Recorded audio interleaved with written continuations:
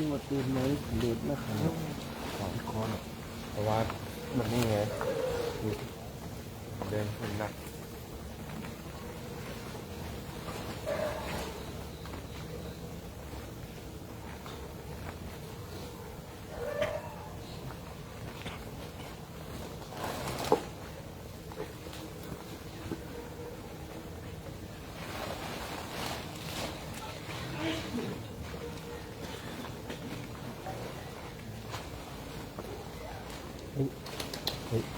มีชุดลูกน้อง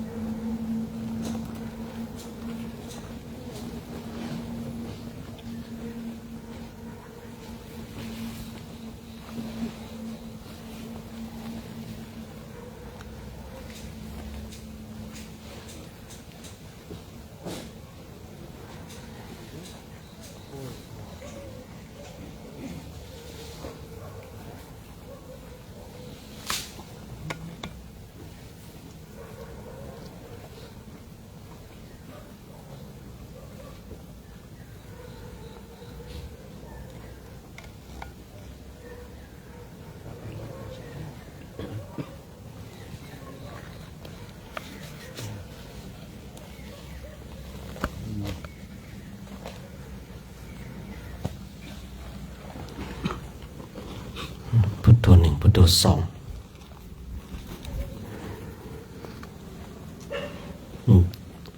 ย้ายลำโพงมาตรงนี้ก็ได้นะ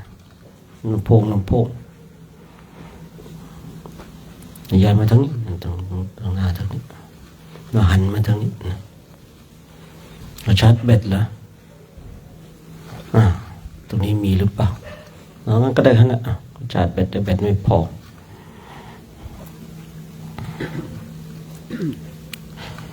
นมัสเตช่วงปากเช้านะของวันที่5นะมีนาคมนะพุทธศักราช2569นะเมื่อวานเราก็ผ่านเรื่องราว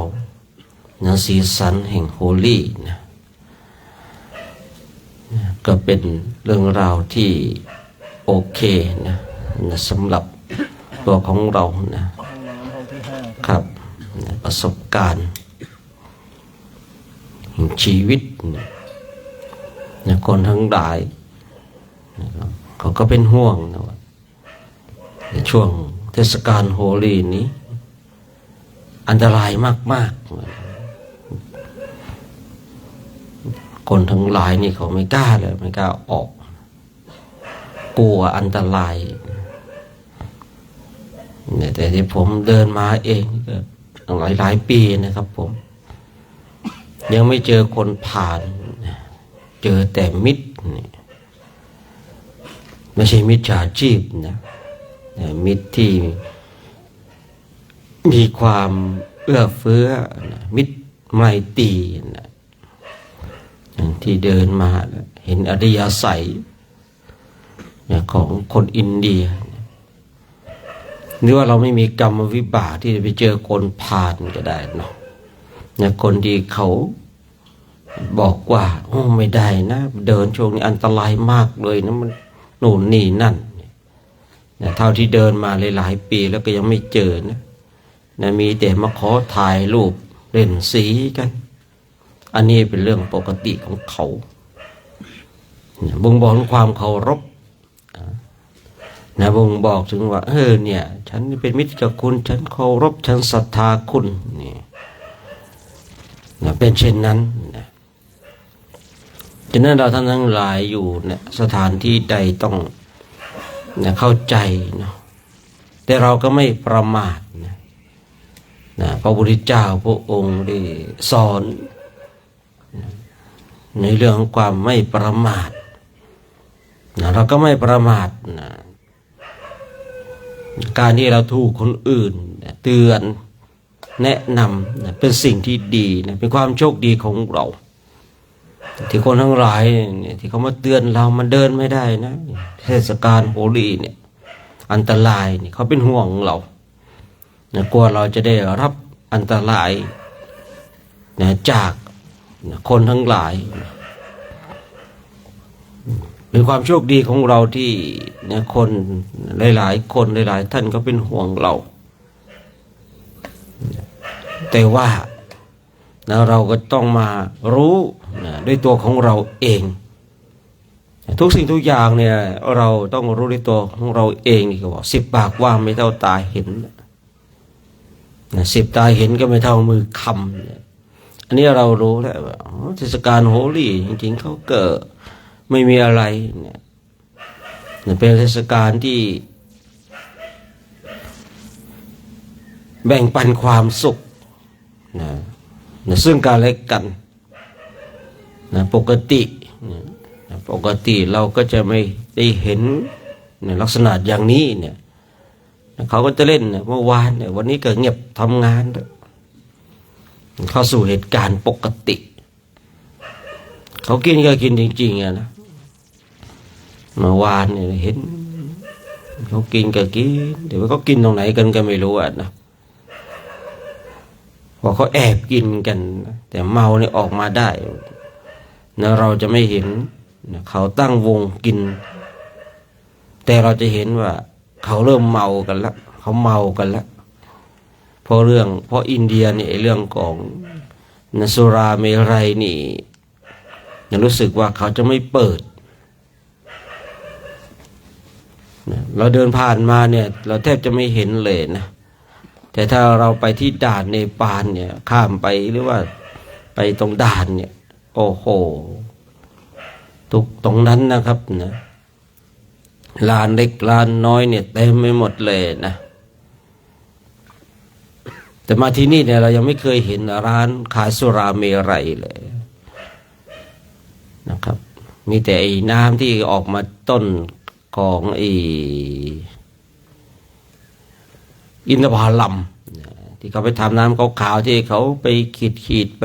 ขูดให้น้ำมันไหลออกมาเนี่ยเขากินกันอย่างนั้นนะตอนเช้าก็รสชาติอีกรสชาติหนึ่งก็หวานนะตอนบ่ายเนี่ยเริ่มเมาแล้วว่าเป็นน้ำเมาแล้วหมักจนเป็นน้ำเมาแล้วมีอยู่ปีหนึ่งไม่พลาดรุ่นไม่พลาดชุดนี้กับชุดนู้นไม่พลาดชุดนู้นกับชุดนั้นเนี่ยมันมีหลายชุดเนาะเนี่ยได้แก้วหนึ่งตาหน้าแดงเลยนะได้แก้วหนึ่งเดินมานะครับวันนี้ทำไมหน้าแดงจังเลยนี่ต้องบอกว่าไม่ชุดนี้กับชุดนู้นไม่ชุดนู้นกับชุดนั้นนะต้องมีจักชุดหนึ่งกันนะเพราะมีหลายชุดมาเดินอินเดียนะหน้าแดงทำไมหน้าแดงแล้วแดดมันร้อนเหมือนกันนะแดดมันร้อนเลยหน้าแดงเอาคนอื่นไม่เห็นแดงอ่ะก็คนอื่นไม่ได้ดื่มเหมือนผมนี่มันอ้าวเรียบร้อยโดนไปหนึ่งแก้วหน้าแดงเลยนะโดนตอนบ่ายแล้วหน้าแดงเลยนะอันนี้ก็ไม่ว่ากันเนาะนะบางอย่างที่เราทำไปบางอย่างเนี่ยนะครับอย่างว่าแวะดื่มยังไงดื่มเนี่ยสร้างความเดือดร้อนให้กับคนอื่นไหมไม่นะไม่เราต้องบอกว่าไม่ได้สร้างความเดือดร้อนทางด้านร่างกายกับบุคคลอื่นเนี่ย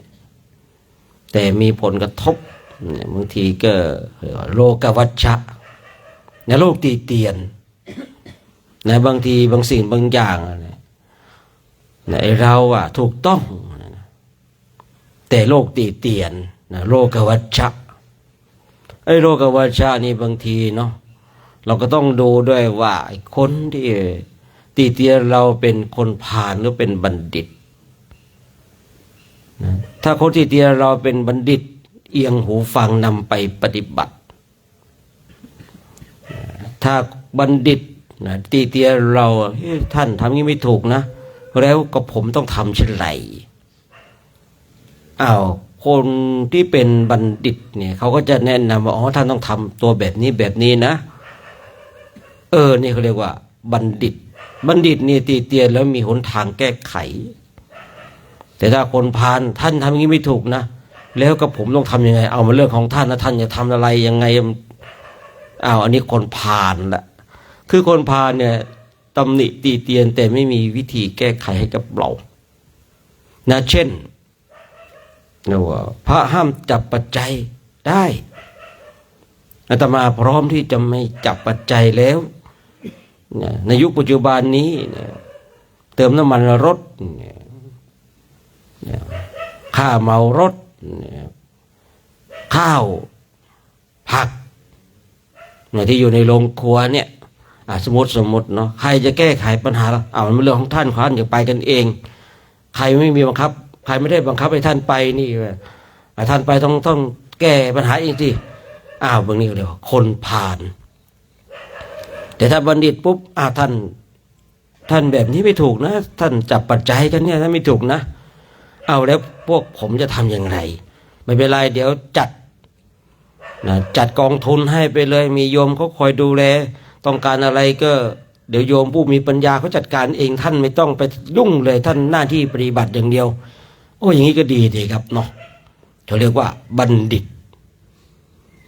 เมื่อตำหนิหรือว่าอะไรสักอย่างหนึ่งเนี่ยเขาจะมีหนทางแก้ไขให้แต่ถ้าคนพาลเนี่ยตำหนิตีเตียนแต่ไม่มีหนทางในการแก้ไขเช่นเรามาเดินกันแบบเนี้ยเขาบอกว่าพระเนี่ยจับปัจจัยไม่ได้นะผิดวินัยผมรู้ครับผมศึกษามา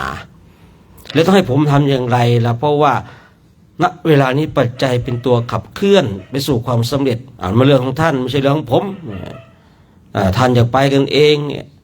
ท่านต้องหาวิธีการแก้ไขด้วยตัวเองดิอันนี้เขาเรียกว่าสักแต่ว่าพูดนี่แหละเขาบอกว่าพูดมากปากจะมีเสียเนาะคนจำพวกนี้แหละฉะนั้นเราจะทั้งหลายบางทีเราเนี่ยคือที่คำว่าโลกวัชชะนะโลกตีเตียนเราต้องดูด้วยว่าไอ้คนตีเตียนของเราตีเตียนเราเนี่ยเป็นปราชญ์เป็นบัณฑิตหรือว่าเป็นคนผ่านนะถ้าเป็นปราชญ์เป็นบัณฑิตเอียงหูฟังนำไปปฏิบัติเมื่อเรารู้หนทางแก้ไขว่าเนี่ยผมก็รู้อยู่แต่ผมพยายามจะปรับปรุงอยู่เนี่ยผมน้อมรับฟังคำติเตียนนี้พร้อมที่จะนำไปแก้ไขเราก็ขึ้นชื่อคนปราชญ์บัณฑิตเหมือนกันนะแต่ถ้าว่าเราเนี่ยถูกคนพาลมาตำหนิมาติเตียนเราก็โกรธอีกเนี่ยเขาที่เขาบอกว่ามันมีหมาเห่าหนึ่งตัวถ้าอีกตัวหนึ่งเห่ามันก็จะมีหมาอีกเพิ่มอีกหนึ่งตัวเป็นหมาสองตัวเขาว่างั้นนะไม่ไอ้คนนี้มันก็พูดเกินเนาะคนเนาะคนบางทีคำคมของคนแนวปรัชญาเนี่ยโอ้ยเนาะบางทีเขาก็เรื่องคนฟุ้งซ่านนะเนาะบางทีคิดปรัชญาแห่งชีวิตนักปรัชญาแห่งชีวิตนี่บางทีก็เอาตัวไม่รอดเหมือนกันนะบ้านเนี่ยบางทีบ้านโดยเองกำลังไฟไหม้อยู่นะแต่พยายามที่จะไปบอกคนอื่นว่าบ้านคุณไฟไหม้แล้วตัวเองยังทุกข์แต่ลืมจะดับทุกข์ตัวเองก่อนแล้วไปดับทุกข์คนอื่นเราต้องดับทุกข์ตัวเองก่อนที่จะไปดับทุกข์คนอื่นการช่วยเหลือเกื้อกูลคนทั้งหลายเป็นเรื่องดีแต่อย่าลืมนะเราต้องช่วยตัวเองให้หลุดออกจากวัฏสงสารนี้ถ้าเราหลุดออกจากวัฏสงสารนี้ได้ก็สบายขึ้นจะช่วยเหลือเกื้อกูลคนทั้งหลายได้ฉะนั้นเราทั้งหลายเนี่ยบางทีก็เจอคนผ่านมาตำหนิติเตียนแล้วก็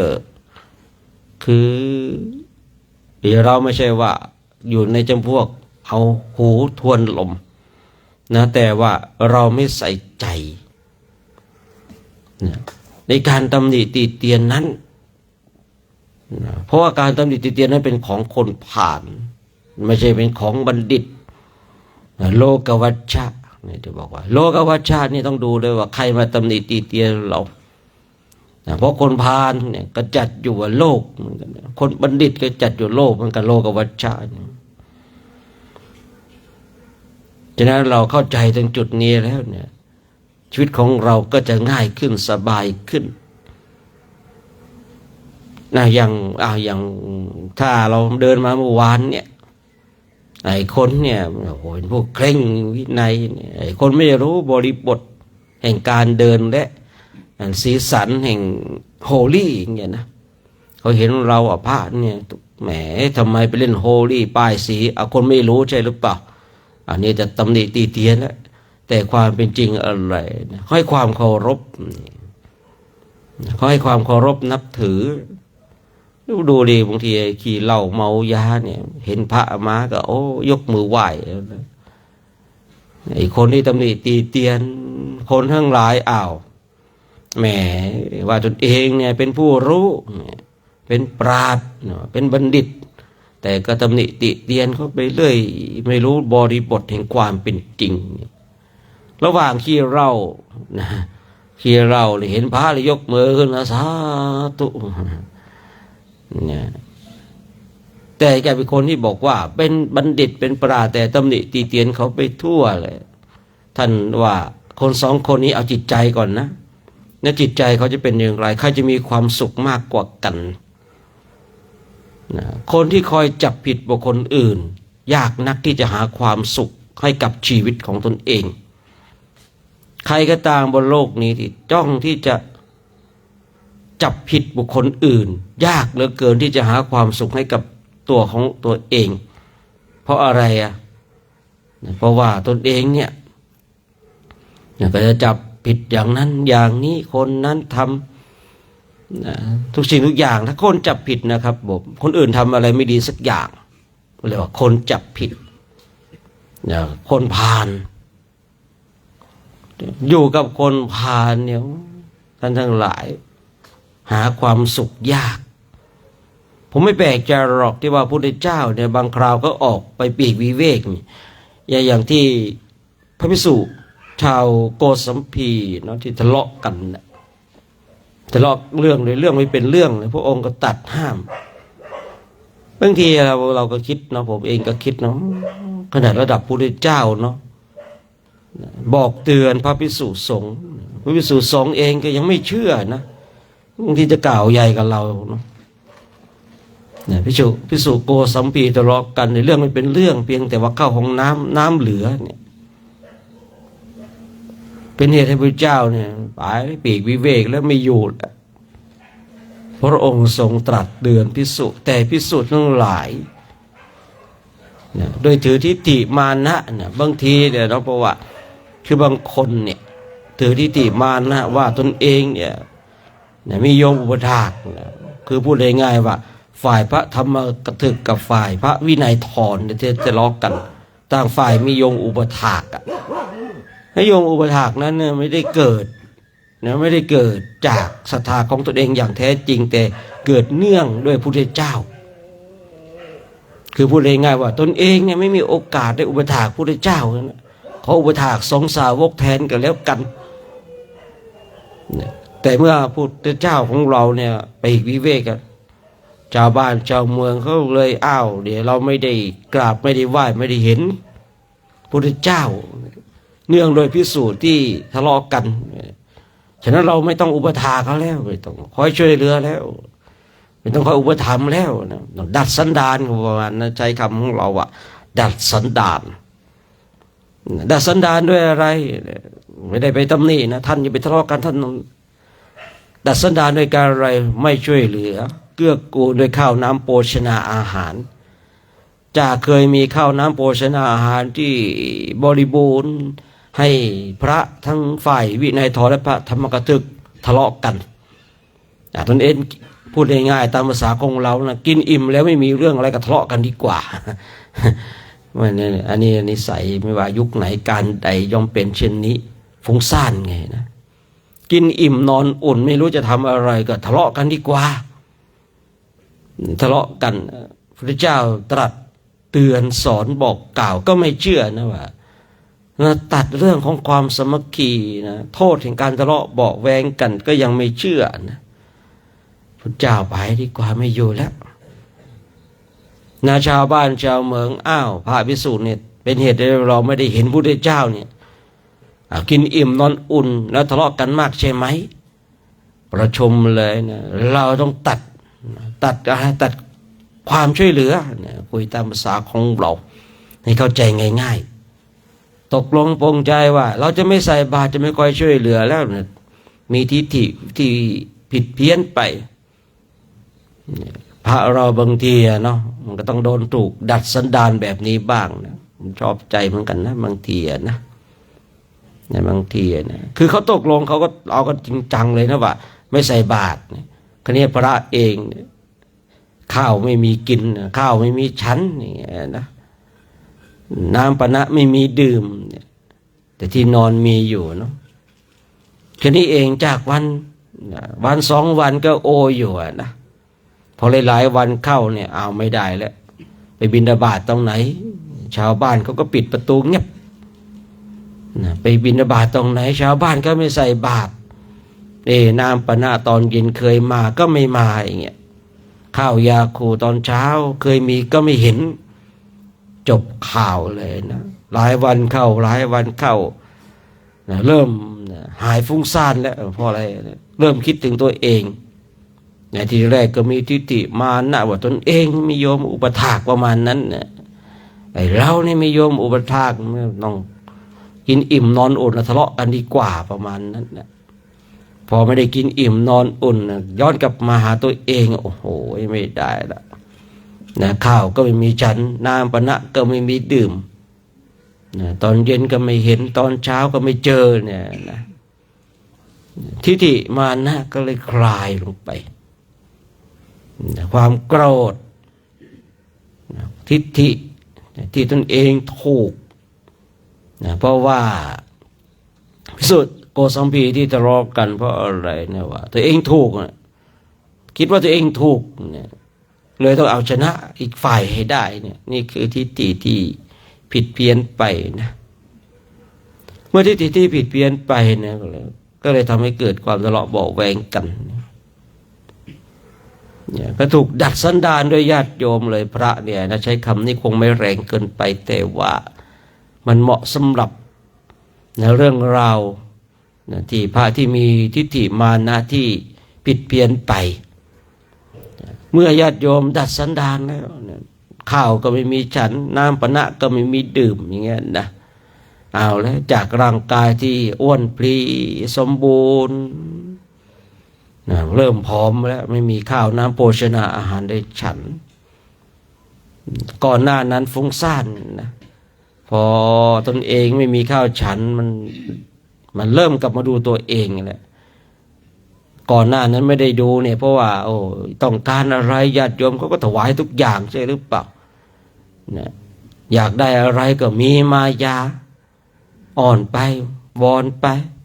อยากได้อะไรก็อ้อนวอนไปมีมายาอยากได้นู่นก็ไปบอกนะได้ญาติโยมก็อยากได้บุญก็ให้ทุกอย่างเนี่ยนะเลยลืมกับดูตัวมันดูตัวเองเนี่ยแต่พอไม่ได้อะไรเนี่ยคือมันเป็นสัจธรรมอย่างหนึ่งนะเป็นสัจธรรมอย่างหนึ่งคือถ้าเราอยากได้อะไรแล้วมันได้ทุกอย่างมันจะลืมดูตัวเองมันจะหลงตัวเองคือลืมดูตัวเองหลงตัวเองเรามีโยมอุปถากมีโยมมักชอบเรามันเกิดความชราใจเลยทิ้งการเดินจงกรมเลยทิ้งการนั่งสมาธิทีนี้จะเข้าไปฝักใฝ่อะไรเข้าฝักใฝ่จะไปหาคำคมอะไรดีเนี่ยจะไปพูดอย่างไรให้ญาติโยมถูกอกถูกใจมันจะเปลี่ยน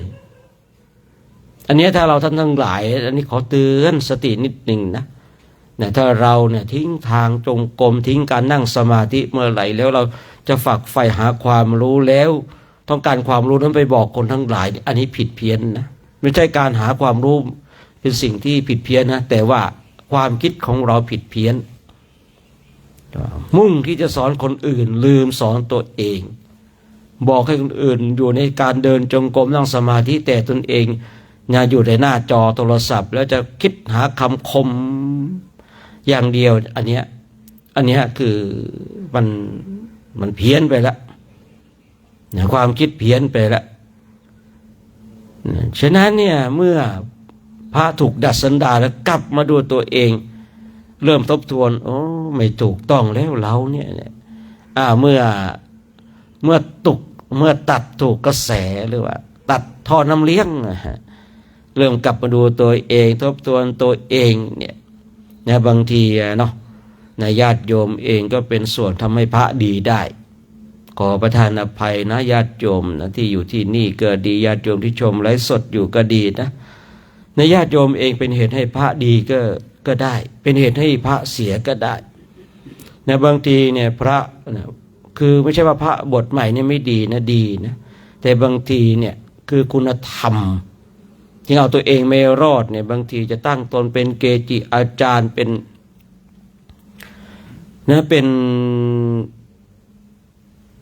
คนสอนธรรมไม่ใช่คนสอนธรรมเนี่ยต้องแบบต้องภาษามากก็ไม่ใช่นะแต่ว่าคืออยากจะให้มีเครื่อง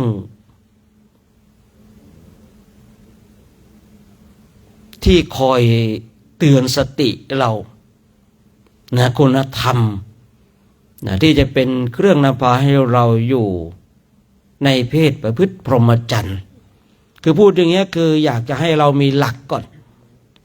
มีหลักในการครองเพศบรรพชิต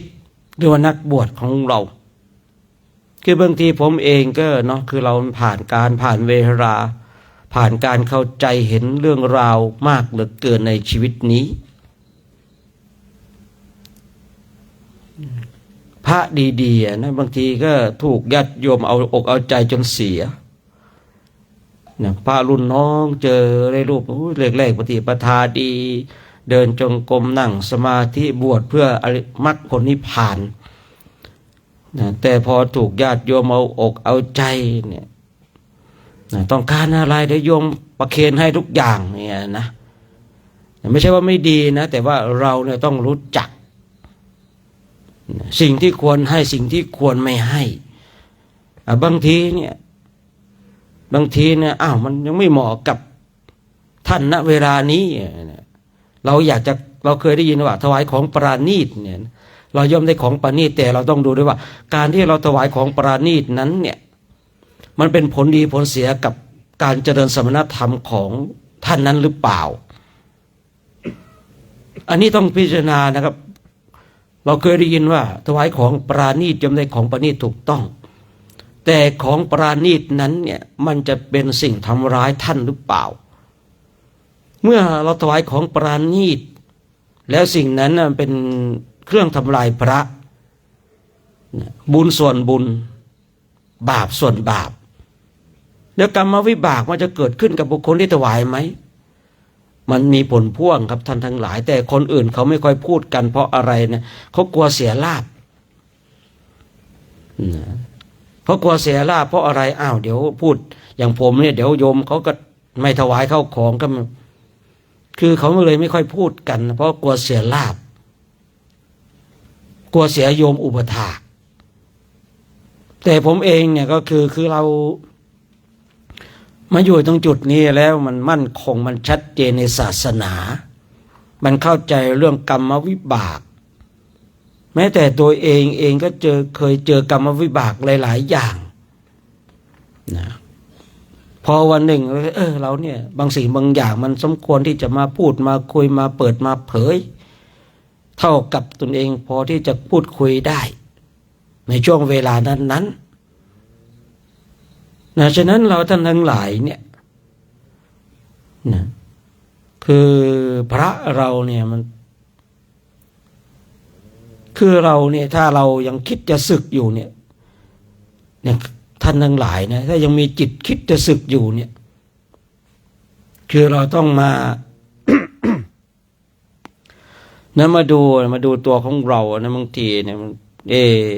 บวชทีแรกก็ตั้งอกตั้งใจจะเอามรรคเอาผลพอเจอโยมอุปถัมภ์หน่อยเนี่ยมรรคผลจะไม่เอาแล้วจะไปเอาเขามาเป็นเมียแล้ว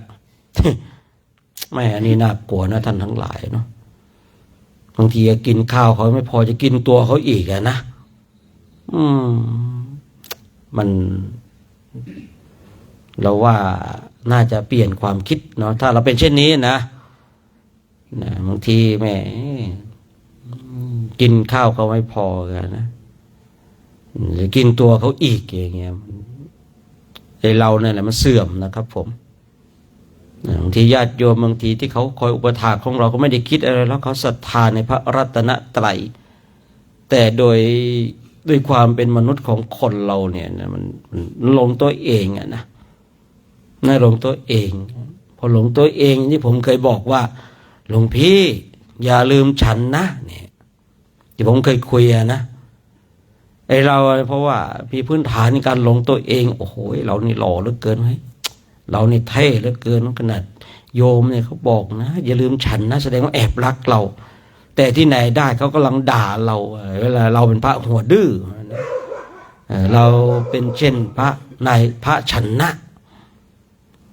เขาก็เลยแบบด่าแบบผู้ดีไงหลวงพี่อย่าลืมฉันนะแต่ที่ไหนได้เขากำลังด่าว่าไอ้พระหัวดื้อประมาณนั้นนะถ้าพูดให้หยาบหน่อยนึงนะไอ้พระหัวดื้อเนี่ยไม่รู้เรื่องรู้ราวเลยบวชมาแล้วนี่จ้องได้จะกินโยมเอาโยมมาเป็นเมียอย่างเดียวประมาณนั้นนะอันนี้หยอกไม่มีใครหรอกเนาะอันนี้พูดไปอย่างนั้นเลยโม้ไปอย่างนั้นแหละนะไม่มีใครล็อกเนาะเนี่ยเราตั้งหน้าตั้งตาในการปฏิบัติฉะนั้นเนี่ยย้อนกลับมาดีว่าโยมเนี่ยเป็นทำให้พระดีก็ได้ทำให้พระเสียก็ได้คือเนี่ยโยมก็ต้องรู้ว่าพระเนี่ยยังไม่มีคุณธรรมในใจเนี่ยเราจะคอย ช่วยเหลือนี่การช่วยเหลือเนี่ยคือช่วยเหลือให้ท่านอยู่ในเพศของนักบวชแต่เราก็ต้องมีขอบเขตในการช่วยเหลือขอบเขตในการช่วยเหลือเพื่ออะไรเพื่อให้ท่านอยู่ในเพศของนักบวชได้เราก็รู้นี่แล้วว่าไม่ใช่บวชปุ๊บเป็นพระอรหันต์ปั๊บเลยเนาะบวชมาก็ต้องฝึกฝนอบรมบ่มนิสัยเราก็ต้องมีหน้าที่คอยถวายข้าวน้ำโภชนาอาหารอะไรที่มันเกินความจำเป็นแล้วก่อให้เกิดความฟุ้งซ่านก็ต้องตัดทอดน้ำเลี้ยงก่อนไม่ใช่ว่าไม่ดีนะที่ว่าเราคอยอุปถัมภ์พระนี่ดีแต่ว่าคือเราจะต้องดูด้วยต้องรู้ด้วยไม่ใช่ว่าโอ้ยเราถวายของปราณีจอมในของปราณีก็ถวายทำให้พระฟุ้งซ่านทำให้พระ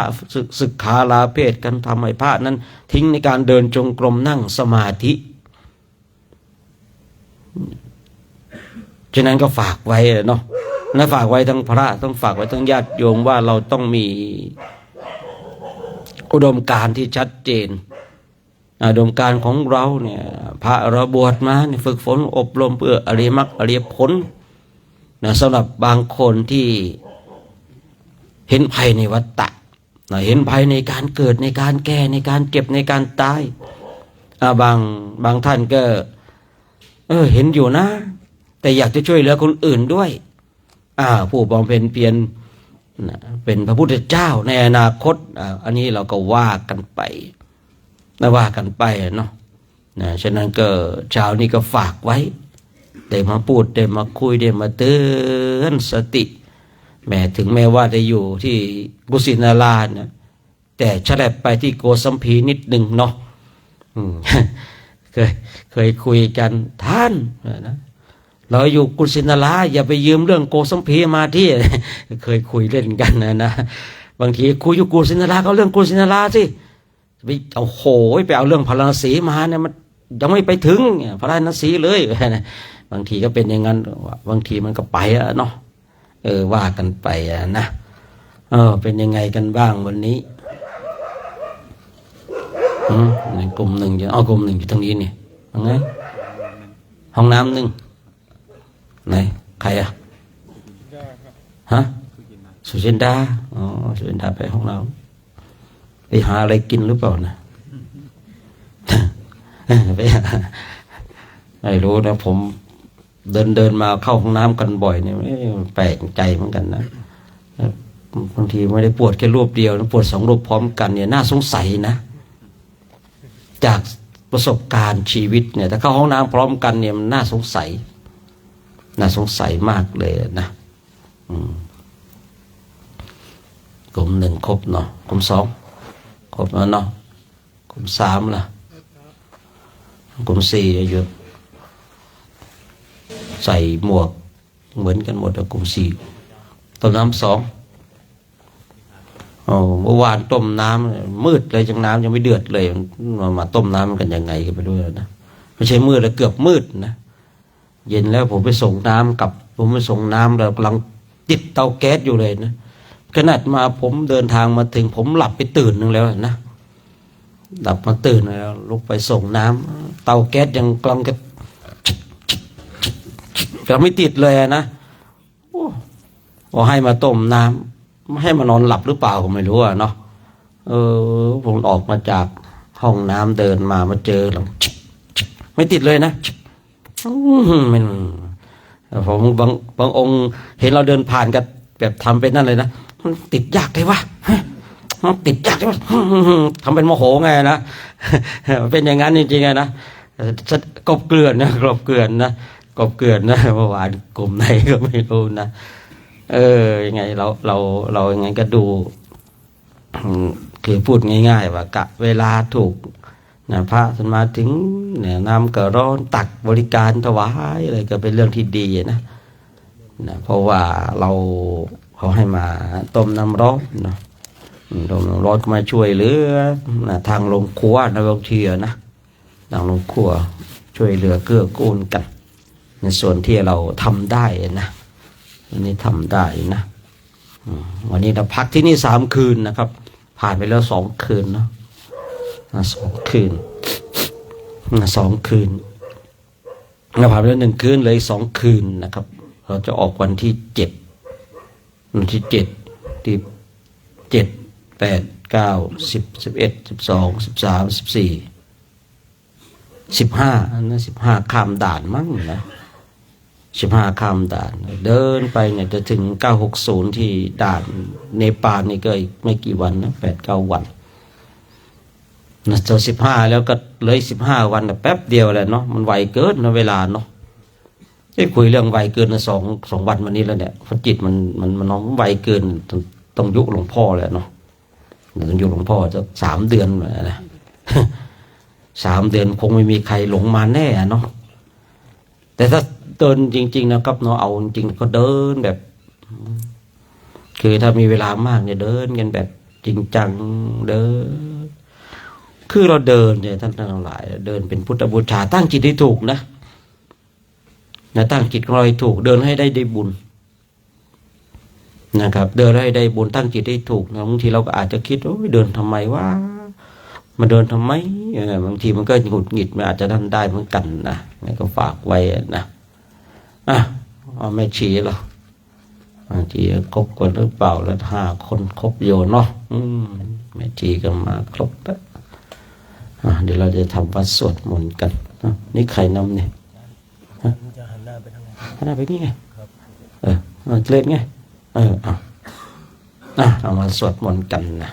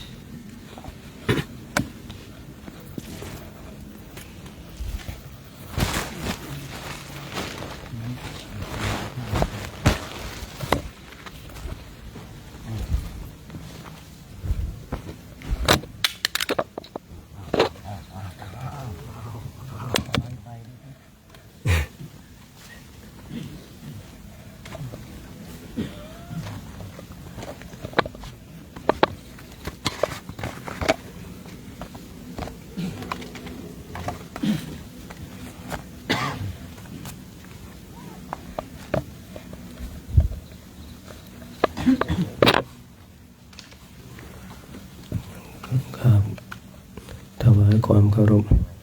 พระอาจารย์สมศักดิ์สุขเวสโกถวายความเคารพพระอาจารย์โชคชัยประภัสโรก็ขอโอกาสเป็นต้นเสียงในการทำวัดสวดมนต์ยามเช้าของวันนี้ก็พร้อมกันแล้วกราบ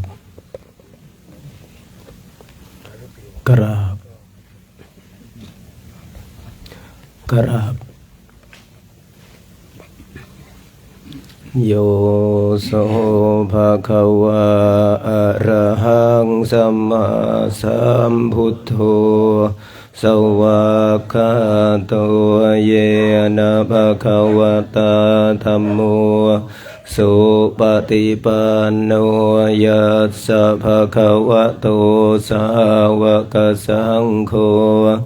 ตัมมะยังภะคะวันตังสัทธัมมังสัสสังฆังอิเมหิสักการเรหิยะถาระหังอาโรปิเตหิอภิปูชยามะสาธุโนพันเตภะคะวะสุจิระปรินิพพุตโตปิปัจฉิมาชนะตานุกัมปมานัสสะอิเมสการเรทุขันตปันนาการภูเตปฏิคันหาตุอัมหากังทีครตังหิตายะสุขายะอะระหังสัมมาสัมพุทโธภะคะวาพุทธังภะคะวันตังอภิวาเทมิสวากขาโตภะคะวะตาธัมโมธัมมังนัมมัสสามิกราบ สุปฏิปันโนภะคะวะโตสาวกสังโฆสังฆังนะมามิกราบหันธรรมยังพุทธัสสะภะคะวะโตปุพพาคณมการังกโรมาเสนะโมตัสสะภะคะวะโตอะระหะโตสัมมาสัมพุทธัสสะนะโมตัสสะภะคะวะโตอะระหะโตสัมมาสัมพุทธัสสะนะโมตัสสะภะคะวะโตอะระหะโตสัมมาสัมพุทธัสสะหันธรรมยังพุทธาภิทุติงกโรมาเสโยโสตถาคโตอะระหังสัมมาสัมพุทโธวิชชาจารณสัมปันโนสุขโตโลกวิทูอนุตตรโรปุริสธรรมสารทิสัทธาเทวมนุสสานังพุทโธภควาโยอิมังโลกังสัทเทวกังสมารกังสัพพะมกังสัสสมณพราหมณิงปัจจังสันเทวมนุสังสยาอภิญญาสัจจิกตวะปเวเทสิโยธรรมังเทเสสิอาทิกัลยานังมัชเชกัลยานังปริโยสานกัลยานังสัทธังสัพพยัญชนะเกวะละปริปุณังปริสุทธังพระมจริยังปกาเสสิตามหังภะคะวันตังอภิปูชยามิตามหังภะคะวันตังศิรสานะมามิกราบหันธรรมยังธัมมาภิทุติงกโรมาเสโยโสสวากขาโตภะคะวะตาธัมโมสันทิฏฐิโกอากาลิโกเอหิปัสสิโกโอปานายิโกปัจจตังเวทิตาโพวินโยหิตามหังธัมมังอภิปูชยามิตามหังธัมมังศิรสานะมามิกราบหันธรรมยังสังฆาภิทุติงกโรมาเสโยโสสุปฏิปันโนภะคะวะโตสาวกสังโฆอุชุปฏิปันโนภะคะวะโตสาวกสังโฆยายะปฏิปันโนภะคะวะโตสาวกสังโฆสามิจิปฏิปันโนภะคะวะโตสาวกสังโฆยะทิทังจัตตาริปุริสยุคานิอัตถปุริสปุคคลาเอสะภะคะวะโตสาวกสังโฆอาหุนายโยปาหุนายโยทักขินายโยอัญชริกรณิโยอนุตตรังปุญญเกตังโลกัสสะตามหังสังฆังอภิปูชยามิตามหังสังฆังศิรสานะมามิกราบ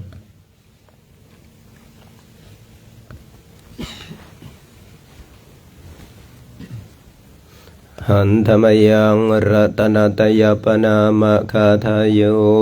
เจวะสังเวคปริกิตนาปะทัญจาพนามาเสพุทโธสุสุโธกรุณามหันนาโว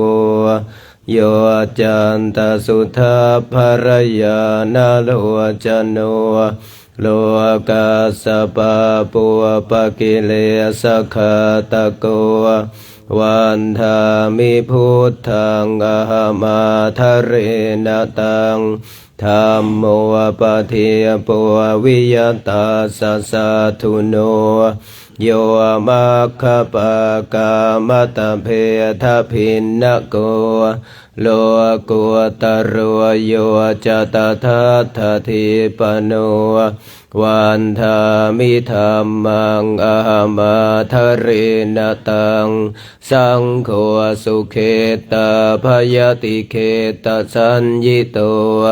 โยทิฏฐสันโตสุขตานุโพธโกโลลาปะหิยโนอริโยสุเมทัสโสวันธามิสังฆังอะหะมาทะเรนะตังอิเจวะเมกันตภิปุชนะยะกังวัตถุตยังวันทยตาภิสังขตังปุญญังมายายังมะมัสสะภุปัทถวาตุเวตัสสะปะภาวะสิทธิยาอิทัตถาคโตโลเกอุปันโนอะระหังสัมมาสัมพุทโธธัมโมจะเทสิโตนิยานิโกอุปสัมมิโกปรินิพพานิสัมโพธคามิสุขตาปเวทิโตมายันตังธัมม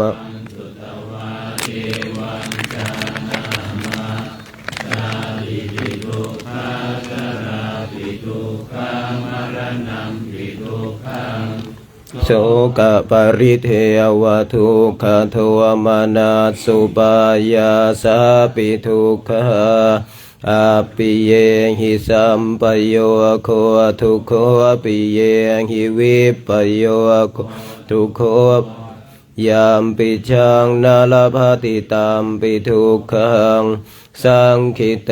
นะปัญจุปาทานขันธาทุกขาสยทิทังรูปุปาทานขันโทเว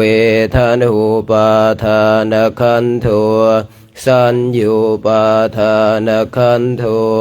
สังขารูปาทานขันโทวิญญาณุปาทานขันโท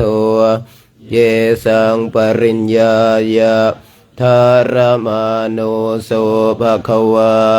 เอวังพหุลังสาวเกวิเนติภาคาจะปนาสัพพะวะโตสาวเกสุอนุสาสนีพหุลาปวัตตติรูปังอนิจจังเวทนาอนิจจาสัญญาอนิจจาสังขาราอนิจจาวิญญาณังอนิจจังรูปังอนัตตาเวทนาอนัตตาสัญญาอนัตตา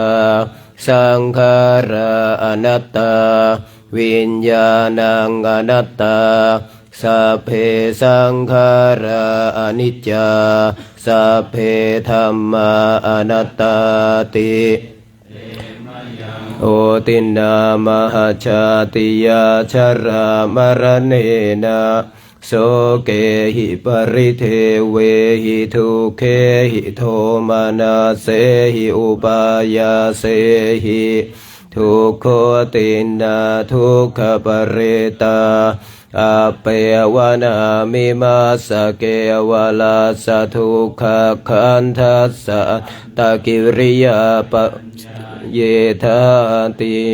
จิระปรินิพพุตัมปิตังภควันตังอุทิศสอรหันตังสัมมาสัมพุทธังสัทธาอาคารัสมาอนาคาริยังปัพพชิตาตัสสมิงภควะติพระมจริยังจรามะสิกขาสาชีวสัมมาปันนา ตังโนพรหมจริยังอิมาสเกวลาสทุกขคันทัสสะอันตกิริยายะสังวัตตตุติ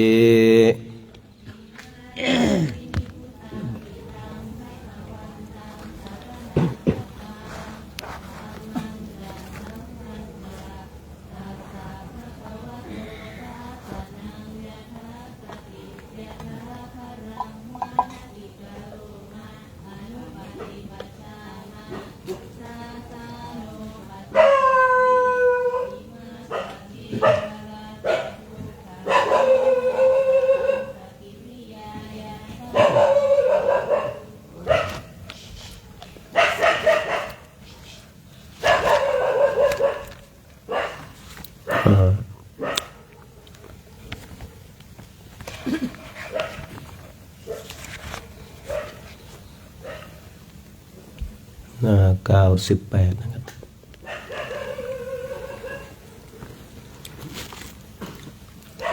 ปาติตปริยายสูตรนะโมตัสสะภะคะวะโตอะระหะโตสัมมาสัมพุทธัสสะนะโมตัสสะภะคะวะโตอะระหะโตสัมมาสัมพุทธัสสะนะโมตัสสะภะคะวะโตอะระหะโตสัมมาสัมพุทธัสสะพุทธังสรณังคัจฉามิธัมมังสรณังคัจฉามิทุสรณังคัจฉามิทุติยามปิพุทธังสรณังคัจฉามิทุติยามปิธัมมังสรณังคัจฉามิทุติยามปิสังฆังสรณังคัจฉามิตติยามปิพุทธังสรณังคัจฉามิตติยามปิธัมมังสรณังคัจฉามิตติยามปิสังฆังสรณังคัจฉามิเอวเมสุตังเอกังสมัยภะคะวาขยายังวิหารติขยาสีเสสะทิงภิกขุสหัสเสนาตาตระโคภะคะวาภิกขุอามันเตสิสาพังภิกขเวอาทิตตังกินจะภิกขเวสาพังอาทิตตังจักขุงภิกขเวอาทิตตังรูปาอาทิตตาจักขุวิญญาณังอาทิตตังจักขุสัมผัสโสอาทิตโตยามปิทังจักขุสัมผัสสะปัจจยาอุปาชาติเวทยิตังสุขังวาทุกขังวาอทุกขมสุขังวาตัมปิอาทิตตังเกนะอาทิตตังอาทิตตังราคะคินาโทสักขินาโมหะคินาอาทิตตังชาติยาชรามรณะนะโสเกหิปริเทเวหิทุเกหิบานาเสหิอุปายาเสหิอาทิตตันติวัฏามิโสตังอาทิตตังสัทธาโสตวิญญาณังอาทิตตังโสตสัมผัสโสอาทิตโตยามปิทังโสตสัมผัสสะปัจจยาอุปาชาติเวทยิตังสุขังวาทุกขังวาอทุกขมสุขังวาตามปิอาทิตตังเกณะอาทิตตังอาทิตราคะคินาโทสักขิโนหะคินาอาทิตตังชาติยาชรามรณะโส เกหิปาริเทเวหิ ทุกเขหิโทมานาเสหิอุปายาเสหิอาทิตตันติวัฏามิคานาอาทิตตังคันธาอาทิตตาคานวิญญาณอาทิตตังคานสัมภัสโสอาทิตตัวยามปิทังคานสัมภัสสะปัจจยาอุปัชชติเวทยิตังสุขังวะทุกขังวะอทุวคมสุขังวะตามปิอาทิตตังเกนะอาทิตตังอาทิตราคะคินาโทสักคินาโมหะคินาอาทิตตังชาติยาชรามรณะนะโสเกหิปริเทเวหิทุเกหิมานาเสหิอุปายาเสหิอาทิตตันติวัฏามิชิวหาอาทิตตารสาอาทิตตาชิวหาวิญญาณังอาทิตตังชิวหาสัมภัสโสอาทิตยามปิทางชิวหาสัมภัสสะปัจจยาอุปัชชติเวทยิตสุขังวะทุกขังวะอทุวคมสุขังวะตามปิอาทิตตังเกนะอาทิตตังราคะคินาโทสักคินาโมหะคินาอาทิตตังชาติยาชรามรณะนะเกหิปริเทเวหิทุเกหิโทมานาเสหิอุปายาเสหิอาทิตตันติวัฏามิกายโยอาทิตตัวโพธาภาอาทิตจักขุญาณังอาทิตตังกายสัมภัสโสอาทิตตัวยามปิกายสัมภัสสะปัจจยาอุปัชชติเวทยิตังสุขังวะทุกขังวะอทุวคมสุขังวะตามปิอาทิตตังเกนะอาทิตตังอาทิตตราคะคินาโทสักคินาโมหะคินาอาทิตตังชาติยาชรามรณะนะโสเกหิปริเทเวหิทุเกหิโทมานัสเสหิอุปายาเสหิอาทิตตันติวัฏามิมโนอาทิตตัวธรรมาอาทิตตามันวิญญาณังอาทิตตังมโนสัมภัสโสอาทิตตัวยามปิทามโนสัมภัสสะปัจจยาอุปัชชติเวทยิตาสุขังวะทุกขังวะอทุวคมสุขังวะตัมปิอาทิตตังเกนะอาทิตตังอาทิตตังราคะคินาโทสักคินาโมหะคินาอาทิตตังชาติยาชรามรณะนะโสเกหิปริเทเวหิทุเกหิ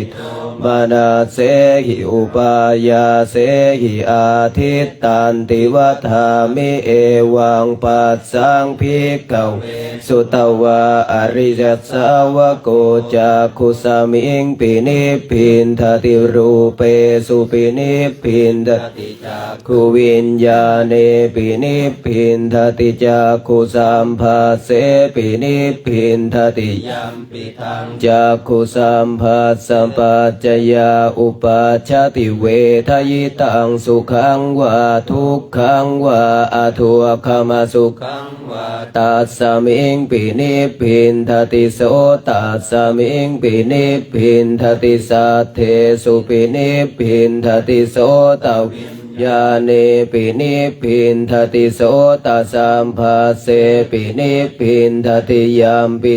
โสตัสสัมภัสสะปัจจยาอุปัชชติเวทยิตังสุขังวะทุกขังวะอทุวคมสุขังวะตัสสมิงปินิพพินทติคานัสสมิงปินิพพินทติคันเทสุปินิพพินทติคานวิญญาเนปินิพพิน ทติกานะสัมภัสเสปินิพพินทติยามปิทางคานะสัมภัสสะปัญจยาอุปาชติเวทยิตาสุขังวาทุกขังวาอะทุกขมาสุขังวาตัสสมิงปินิพพินทติชิวหายาปินิพพินทติรัสเสสุปินิพพินทติวิญญาเนปินิพพินทติชิวหาสัมภัสเสปินิพพินทติยามปิทางชิวหาสัมภัสสะอุปาชติเวทยิตังสุขังวาทุกขังวาอะทุกขมาสุขังวาตัสสมิงปินิพพินทติกายัสสมิงปินิพพินทติโพทัพเพสุปินิพพินทติกายวิญญาเนปินิพพินทติกายสัมภัสเสปินิพพินทติยามปิกายสัมภัสสะปัจจยาอุปาชติเวทยิตังสุขังวาทุกขังวาอะทุกขมาสุขังวาตัสสมิงปินิพพินทติมนัสสมิงปินิพพินทติธัมเมสุปินิพพินทติมันวิญญาเนปินิพพินทติมโนสัมภัสเสปินิพพินทติยามปิมโนสัมภัสสะปัจจยาอุปาชติเวทยิตังสุขังวาทุกขังวาอะทุกขมาสุขังวาตัสสมิงปินิพพินทติวิรัตจติวิราคาวิมุตจติวิมุตตัสสมิงวิมุตตมิติยานังโหติขีนาชาติวุสิตังพรหมจริยังกตังกรณียังนาปรังอิทธาตายาติปชานติติอิธรรมโวจะภะคะวะอาตมนาเตภิกขุภะคะวะโตภาสิตังอภินันทุงอิมาสมินจะปนวัยยากรณาสัมพัญญมาเนตัสสะภิกขุสหัสสะสะอนุปาทายาอาสเวหิจิตานิวิมุตติงสุติหน้า63กรณียมัตถกุสเลนยันตังสันตังปะทังอภิสัมจะสักโกอุชัวจะสุหุชัวจะสุวะจัวจะสมุทุอนาติมานิสันตุสักจะสุภโรจะอาปกิจจวจะสันลหุขวติสันตินทริจานิปโกจะอาปะคัพโพกุเลสุอนันุคิโทนะจะโคทางสมาจาริกินจิเยนวินโยปะเรอุปวัฏายโยสุขิโนเคมิโนโหนตุสัพเพสัตตาภวันตุสุขิตันตาเยเกจิปานะภูตาทิตาสาวะทาวราวะอนวเสสัตภาวะเยมหันตาวามาชิมาราสังกาอนุกทุลาทิทาวาจะทิทาเยจะทุเรวสันติอวิทุเรภูตาวาสัมภเวสียวาสัพเพสัตตาภวันตุสุขิตันนาปโรปรังนิโกเพนธนาติมันเยทังคาทาจินังกินจิพยาโรสปฏิฆสัญญานัญญมัญญาสทุขเมชยมาตายธานิปุตังอายุสาเอกปุตมนุราเคเอวัมปิสาภพุเตสุมนาสัมภาวเยอปริมาณังเมตตัญจะสัพพโลกัสสมิงบานัสภาวเยอปริมาณังอุทังอโทจติริยันจะสัมภาทังอเวรังอสปัตตังติทันจรังนิสินโนวาสยานโนวายาวตาสวิคตามิโทเอตังสเตงอติทายพระมะเมตังวิหารังกิธมาหุทิทินจะอนุปมาเสียลวาทาสเนนะสัมปันโนกาเมสุวินัยเข ทางนาหิจาตุขัมภสายังปุณเรติติอัปปมาโนพุทโธอัปปมาโนธัมโมอัปปมาโนสังโฆอัปปมาณวันตานิสิริงสัปปานิอหิวิจิก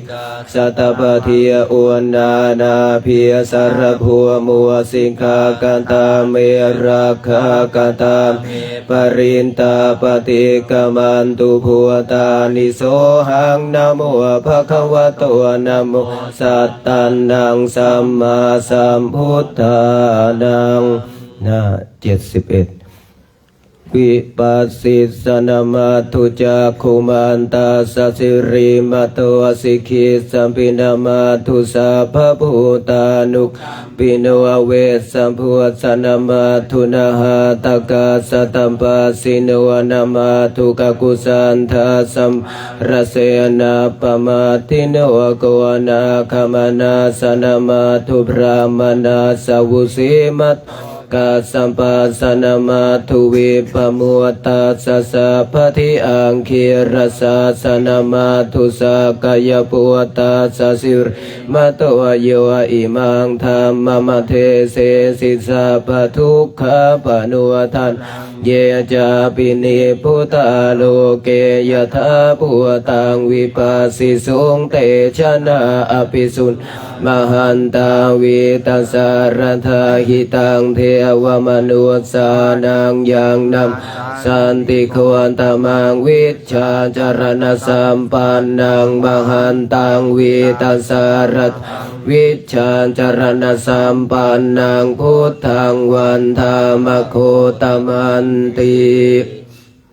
นะโมเมสัมภพุทธานังอุปาณานังมเหสีนังตันหังกโรมหาวิโรเมทังกโรมหายโสสรนังกโรโลกหิตทิปังกโรชุตินทโรโกนทันโยชนะปาโมโคมังคโลปุริสาสัมสุมันโนสุมันโนทีโรเรวะตัวรติวัฒโนโสภิโตคุณสัมปันโนอันมัทาเสียชนุตตมัวปทุมัวโลกปัจโชตัวนารทัววรสัตปทุมุตตโรสันตสาโรสุเมโทอาปติปุคโลสุชาตสัพพโลกัคโคปิยทัสสินราสัมโพอัฏฐาสิการุณิโกธรรมทัสสิตโมนุโทสิทธัตโทอสมโมโลเกติสจวรปุสวะจวรทัวพุทโธวิปัสสิจะอนุปโมสิกขิสัพพหิตสัทธาเวสสะภัวสุขทายะโกกักุสันโทสัทธวาโหโกนาคมโนระนัญจังโหกัสสัมปวสิริสัมปันโนโคตโมสักกายปุงขโว77โพชังโคสันติสังฆาตัวธรรมานังวิจโยตถาวิริยปิติปัสสันติโพชังคาสัมมาทุเปกขโพชังคาสาเตเตสัพพทาสินามุนินาสัมมาทัคคาตาภาวิตภาหุลิกตาสังวัตตันติอภิญญายนิพพานายจะโพธิเอเตนะสัจวัชเชนะโสทิเตโหตุสัพพทาเอกัสสมิงสัมเยนะโทโมคัลลานันจะกัสสปังคิลานิทุกิเตทิสวะโพชังเคสัตเทสยิเตจตังอภินันทิตวโรคามุจิงสุตังคเนเอเตนะสัจวะเชนะโสทิเตโหตุสัพพทเอกันธาธรรมราชาปิเคลันเยนะพิปิลิโตจุนทาเทเรนตันเยวะพันเปตวานาสัทธรังสัมโมทิตวาจะอาภาธาตัมหาวุธาสิธานัส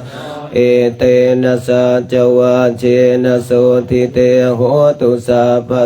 ปะหินาเตจะอาภาธาตินันนัมปิมเหสินังมัคคาหตกิเลสาวปาตานุปาติธรรม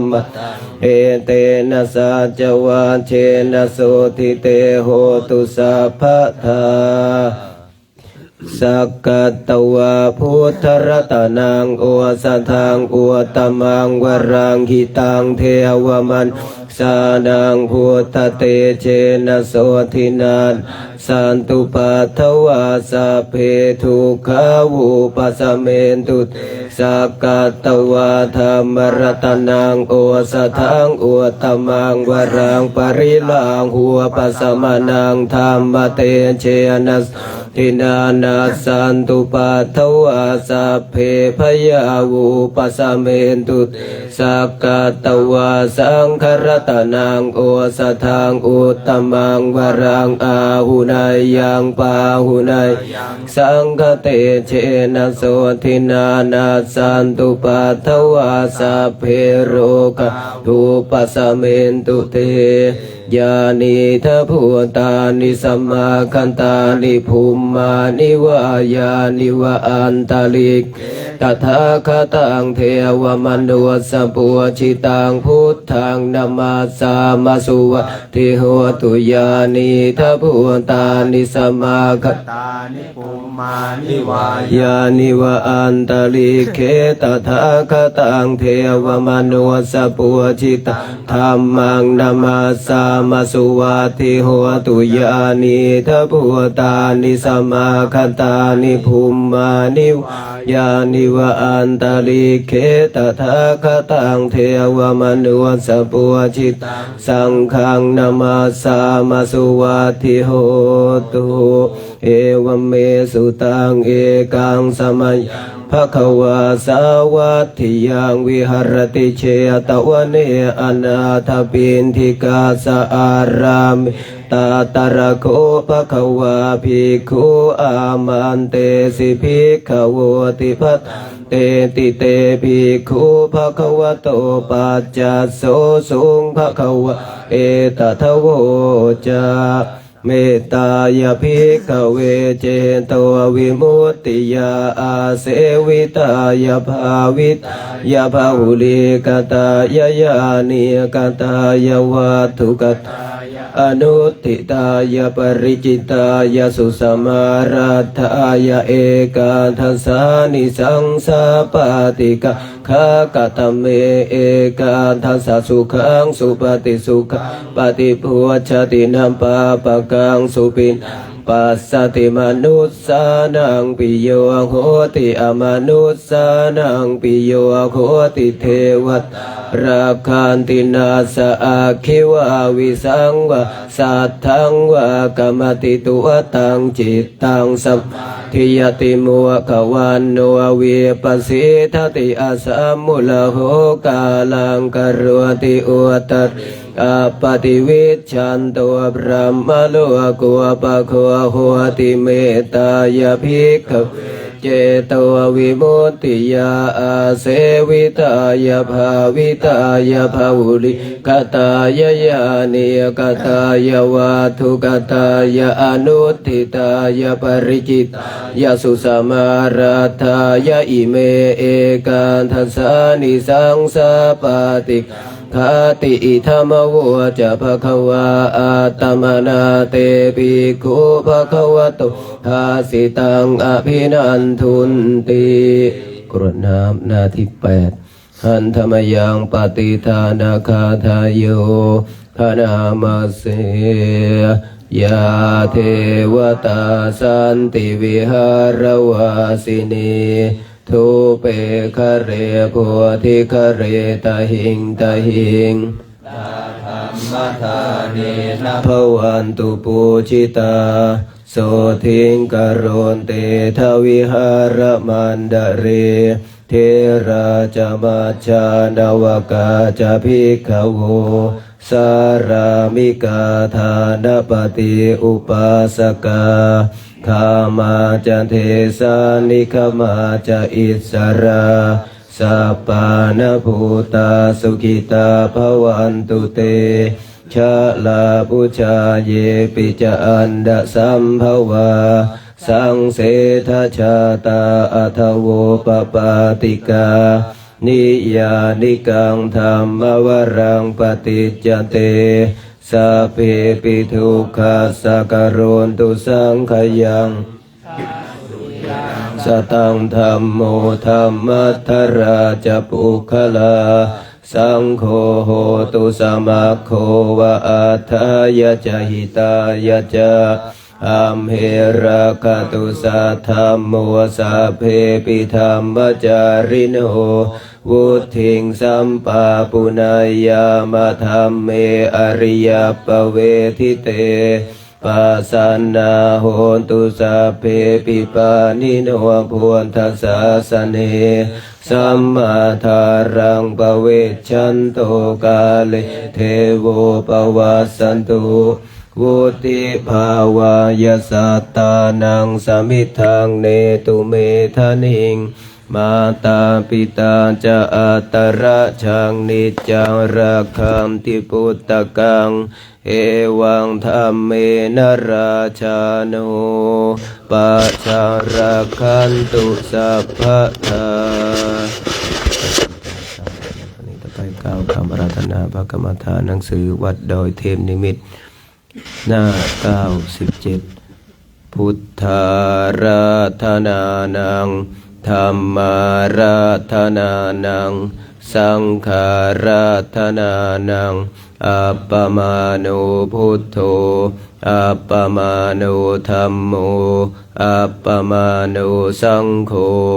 นะโมพุทธายะนะโมธัมมายะนะโมสังฆายะพุทโธเมนะโธธัมโมเมนะโธสังโฆเมนะโธพุทธบูชาธัมมบูชาสังฆบูชานิพพานะปัจจโยโหตุ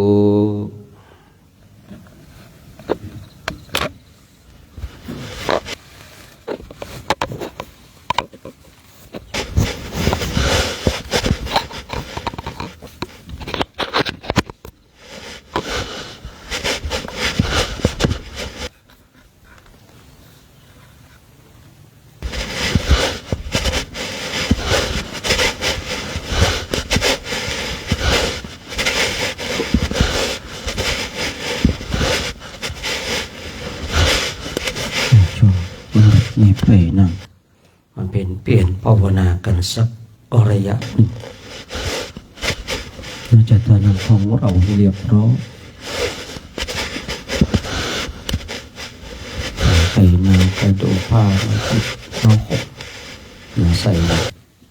หมวกถุงมือถุงเท้าเพื่ออนุเคราะห์ในการประพฤติพรหมจรรย์เราจะทำนั่งเรียบร้อยแล้วก็ดูลมหายใจเข้าออก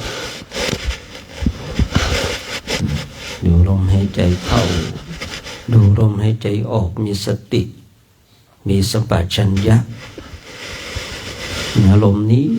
มีทั้งเกิดมีทั้งตั้งอยู่มีทั้งดับไปไม่ต้องไปหาอนิจจังทุกขังอนัตตาที่ไหนหาที่กายหาที่ใจของเราเนี่ยแม้แต่ลมหายใจเข้าออกก็มีการเกิดขึ้นตั้งอยู่และดับไปมีมรรคมีผลมีอิทธิฤทธิ์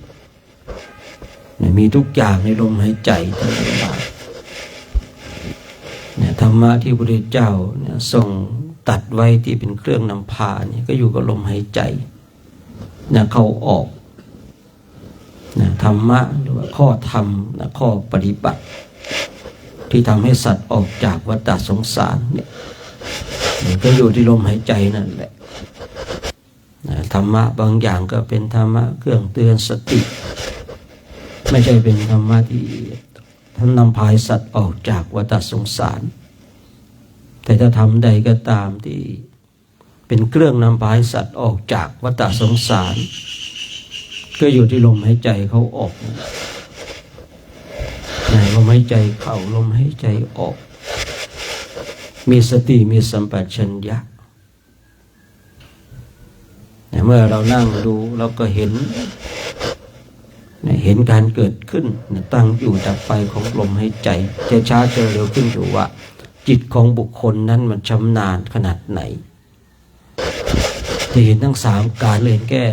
1การ2การหรือว่า3การในขณะที่ลมหายใจเข้ามีการเกิดขึ้นตั้งอยู่และดับไปจิตของเรามันชำนาญมากน้อยขนาดไหนสาระสำคัญอย่าไปปรุงแต่งลมหายใจนักปฏิบัติธรรมกรรมฐานแต่อย่าไปปรุงแต่งนั่งดูลมหายใจก็อย่าไปปรุงแต่งลมหายใจเพราะว่าบางคนบางท่านฝึกปฏิบัติธรรมกรรมฐานให้ผิดพลาดเพราะอะไรนั่งไปก็ปรุงแต่งบางคนก็ปรุงแต่งลมหายใจปรุงแต่งลมหายใจให้มันเข้ามันออกมันเลยผิดเพี้ยนไประบบผิดเพี้ยนมรรคผิดเพี้ยนเมื่อมรรคผิดเพี้ยนแล้วผลก็ผิดเพี้ยนแต่ถ้าว่าเราเนี่ยนั่งดูลมหายใจเข้าลมหายใจออกมันจะเกิดมันจะตั้งมันจะดับไปเรามีหน้าที่ดูและรู้อยู่อย่างนั้นเมื่อลมหายใจเขาออกสมบูรณ์มรรคสมบูรณ์ผลก็สมบูรณ์มีคนมากเหลือเกินที่จะไปปรุงแต่งลมหายใจนะมีนะครับท่านทั้งหลายที่ผมเคยคุยว่าเป็นไปไม่ได้ที่ลมหายใจของเรามันจะสม่ำเสมอคือเข้าออกเสมอกันแต่ถามว่ามีไหมมันก็มีสำหรับบางคนบางช่วงเวลาเท่าที่สังเกตดูนะบางช่วงเวลาบางทีหายใจเข้ามันยาวหายออกสั้นบางช่วงเวลาหายใจเข้ามันสั้นหายออกใจยาวนะบางช่วงเนี่ยเข้าก็สั้นออกก็สั้นนะบางช่วงเวลาออกยาวเข้ายาว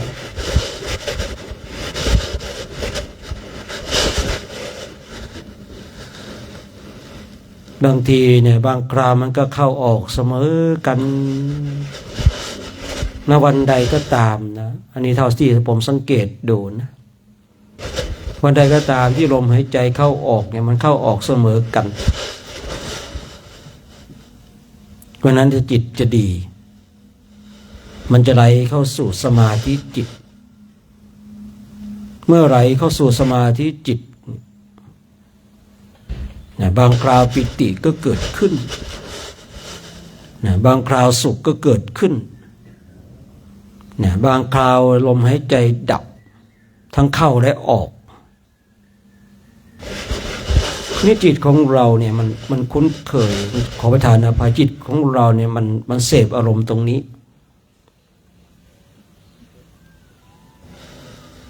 มันไปเจอปิติจิตมันก็ชอบ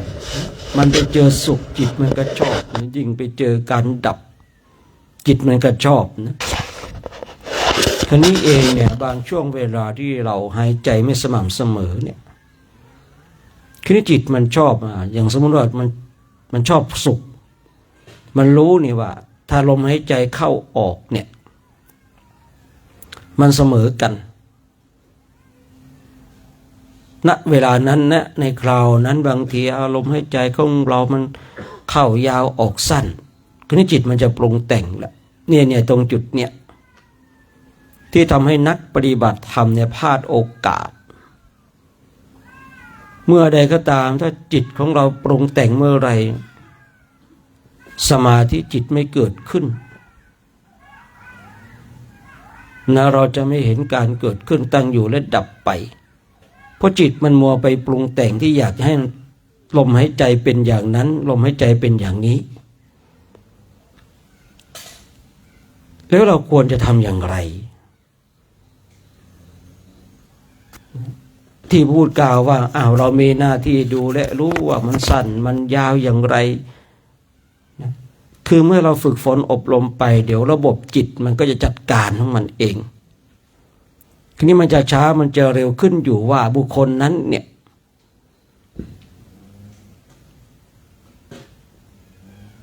รวมจิตได้เร็วขนาดไหน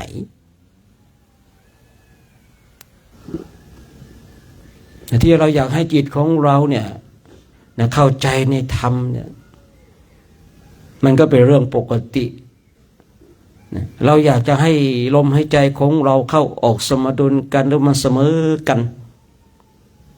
นี่เพราะความอยากมีความอยากเข้ามามันก็เลยปิดบังพูดง่ายๆว่าเรารู้ว่าถ้าเราทำสิ่งนี้ได้แล้วมันจะดีเรารู้นะเพราะจิตของเราเคยเสพนี่เคยสัมผัสนี่เมื่อจิตของเราเคยเสพเคยสัมผัสคืนนี้ถ้าเราไม่เท่าทันในสภาวะแห่งการปฏิบัติมันจะทำให้เราเนี่ยเกิดการปรุงแต่งและมีความอยากขึ้นยิ่งถ้าบุคคลหนึ่งบุคคลใดไม่ชำนาญในการฝึกจิตนะเคยฟุกได้เคยหลงเข้าไปได้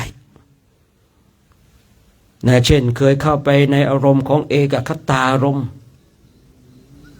นะเคยเข้าไปเคยหลงมันมีเหมือนกันนะการหลงเข้าไปเนี่ยหรือใช้คำว่าฟุกเนี่ยแม้แต่เพียง10 วินาทีหรือว่า30 วินาทีที่มันเข้าไปจิตมันก็จะชอบใจแล้ว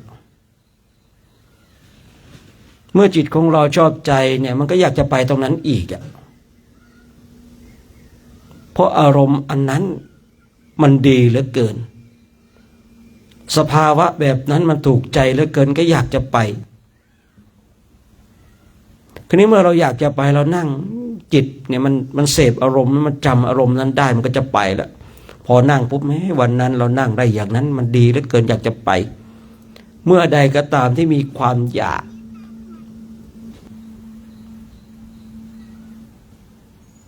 เราจะไปไม่ถึงตรงจุดนั้นนะเราจะต้องตัดความอยากเพราะจิตเนี่ยถ้ามันเผลอนิดเดียวมันก็จะไหลเข้าไปสู่ตรงจุดนั้นทำอย่างไรเนาะทำอย่างไรจะให้ไปตรงจุดนั้นให้ได้มันก็จำได้ว่าวันนั้นเนี่ยลมหายใจของเราเข้าออกมันสมดุลกันมันเสมอกันอันนี้พยายามปรุงแต่งละพยายามจะปรุงแต่งจะบังคับลมหายใจแล้วเราไม่ใช่มีหน้าที่ไปบังคับลมหายใจนะมันรู้นี่ว่าถ้าลมหายใจเข้าออกเสมอกันเข้าออกเสมอกันมันจะทำให้เกิดปีติเกิดสุขเกิดเอกคตารมณ์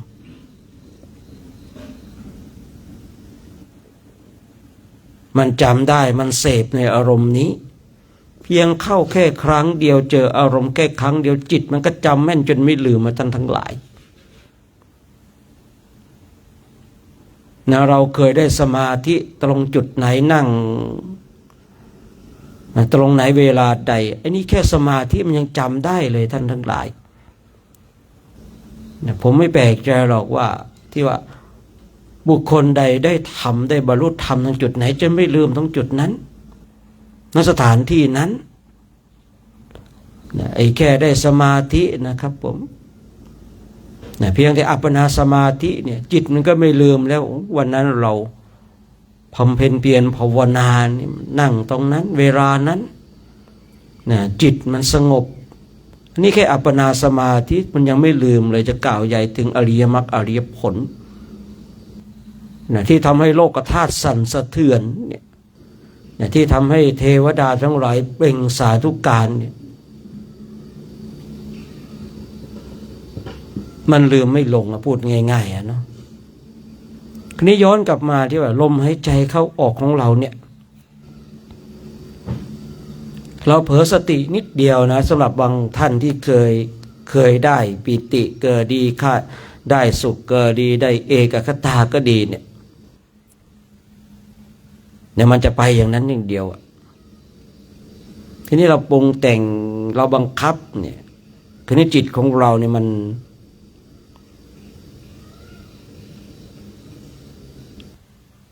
ันถูกปรุงแต่งเมื่อจิตของเราถูกปรุงแต่งเนี่ยมันจะดีนะที่เราจะบังคับให้มันเป็นอย่างนั้นเป็นอย่างนี้ตามอำเภอใจแต่หารู้ไหมว่าเรากำลังตกหลุมแห่งความอยากบุคคลใดก็ตาม บุคคลใดก็ตามถ้าตกหลุมแห่งความอยากนั่งแล้วอยากจะสงบจะไม่สงบบุคคลใดตกหลุมแห่งความอยากให้ปิติมันเกิดมันจะไม่เจอปิติบุคคลใดก็ตามตกหลุมแห่งความสุขอยากจะได้ความสุขเราจะไม่เจอความสุขนะยิ่งถ้าเราเนี่ยไปตกหลุมแห่งความอยากที่จะให้จิตของเราเกิดเอกคตารมณ์หรือเข้าไปอยู่ในเอกคตารมณ์เราจะไม่พบเราจะไม่เจอมันเป็นหลุมที่ขุดไว้ให้นักปฏิบัติตกเข้าไปทุกคนท่านทั้งหลายมีหลุมนี้กันทุกคนหลุมแห่งความอยากเนี่ยคือในหลุมแห่งความอยากเนี่ยมันจะเกิดขึ้นกับบุคคลที่เคยได้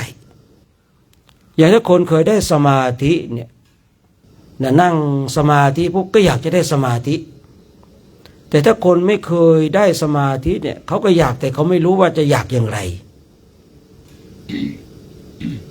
มันเป็นความอยากที่เป็นระดับเบื้องต้นที่มันไม่รู้ว่าสมาธิเนี่ยมันเป็นอย่างไรแต่เคยได้ยินเคยได้ฟังมาว่า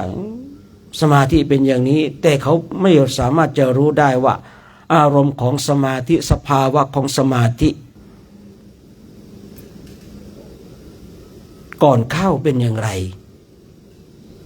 เมื่อสมาธิตั้งมั่นเป็นอย่างไรและหลังออกแล้วเป็นอย่างไรเขาไม่รู้เนี่ยเขาไม่รู้หรอกที่ผมเคยคุยว่าเมื่อไม่รู้ก็ไม่มีการปรุงแต่งแต่จิตมันอยาก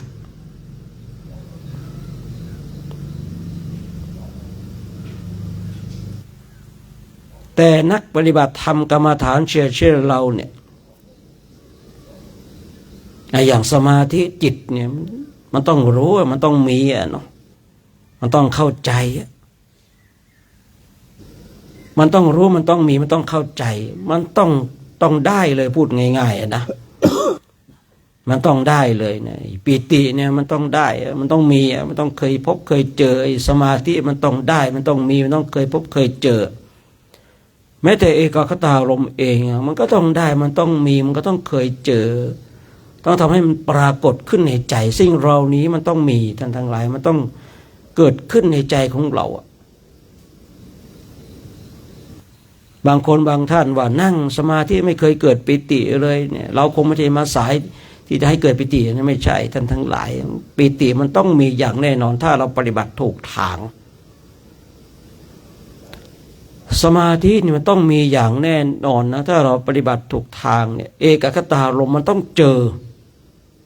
อย่างแน่นอนฝึกปฏิบัติธรรมกรรมฐานว่าจะสายไหนก็ตามนะว่ากสิณหรือว่ามาในฝ่ายของสมถะหรือวิปัสสนาเอาแค่ย่อๆนะยังไงมันก็ต้องมีปิติท่านทั้งหลายอย่างไรมันก็ต้องมีสมาธิอย่างไรมันก็ต้องมีเอกคตารมณ์ยังไงมันต้องมีอย่างแน่นอนยังไงมันต้องเจออย่างแน่นอนไม่ว่าจะเป็นในฝ่ายของสมถะหรือว่าวิปัสสนาตรงจุดนั้นต้องดูอีกทีว่าจะมีมากมีน้อยเพราะถ้าฝึกปฏิบัติธรรมกรรมฐานแล้วไม่เจอสิ่งเหล่านี้แสดงว่าเราเนี่ยปฏิบัติผิดทางหรือว่าเรายังปฏิบัติไม่จริงคำว่าปฏิบัติไม่จริงเนี่ยคือหมายถึงว่าเราก็นั่งสมาธิทุกวันนะเราก็เดินจงกรมทุกวันนะแต่ปิติไม่เกิดสมาธิไม่เกิดเอกคตารมณ์ไม่เกิดเนี่ยนั่นแสดงว่าเรายังปฏิบัติไม่จริงเรามาถูกทางนะ แต่เรายังปฏิบัติไม่จริงแต่บางคนบางท่านเนี่ยฝึกปฏิบัติไปเนี่ยเดินจงกรมนั่งสมาธิทำอย่างจริงจังเลยนะปิติก็ไม่เกิดสุขก็ไม่เกิดเอกตารมณ์ก็ไม่เกิดทำจริงทำอย่างจริงจังแต่ว่าทำไมปิติไม่เกิดทำไมความสุขไม่ปรากฏทำไมจิตของเราไม่ย่างลงสู่เอกคตารมณ์ถ้าเราทำจริงนะนี่ทำจริงนั่นแสดงว่าเราต้องมีอะไรผิดพลาดในการปฏิบัติเพราะผมมีความเชื่อมั่นจะเอาเปอร์เซ็นต์มาวัดมีเท่าไรผมก็ใส่ทั้งหมดถ้ามีเปอร์เซ็นต์ว่า100%ผมก็มีความเชื่อมั่น100%ว่าถ้าเราปฏิบัติจริงจังถูกทางปิติย่อมเกิดความสุขย่อมปรากฏเอกคตารมณ์เกิดขึ้นอย่างแน่นอนเพราะสิ่งเหล่านี้มันเหมือนกับทางผ่านและเป็นบททดสอบปิติเนี่ยมันทางผ่านและบททดสอบสุขเองก็ตามเอกคตารมณ์นั่งนิ่ง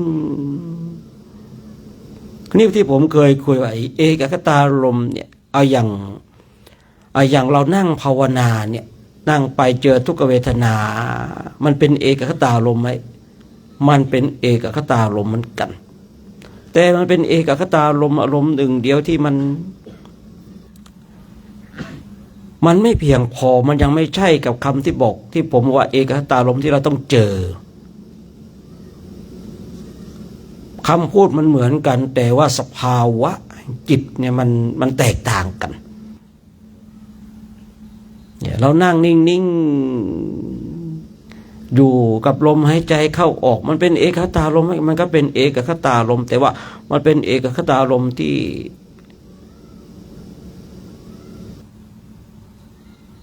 เป็นจุดเริ่มต้นแต่คำว่าเอกคตารมณ์ผมนี่คือจิตมันนิ่งณเวลานั้นมันปราศจากเครื่องร้อยลัดไม่มีอารมณ์ไม่มีภาษะไม่มีสิ่งอื่นๆเข้ามาเกี่ยวข้องทั้งทุกขเวทนาทั้งสุขเวทนาอย่างที่ว่าเอกคตารมณ์ที่เรานั่งอยู่เกิดทุกขเวทนานี่เป็นเอกคตารมณ์ที่มันมีทุกขเวทนาเข้ามาประกอบเข้ามาเสวยเข้ามาส่งผลฉะนั้นย้อนกลับมาตรงที่ว่าถ้าเราฝึกฝนอบรมอย่างจริงจัง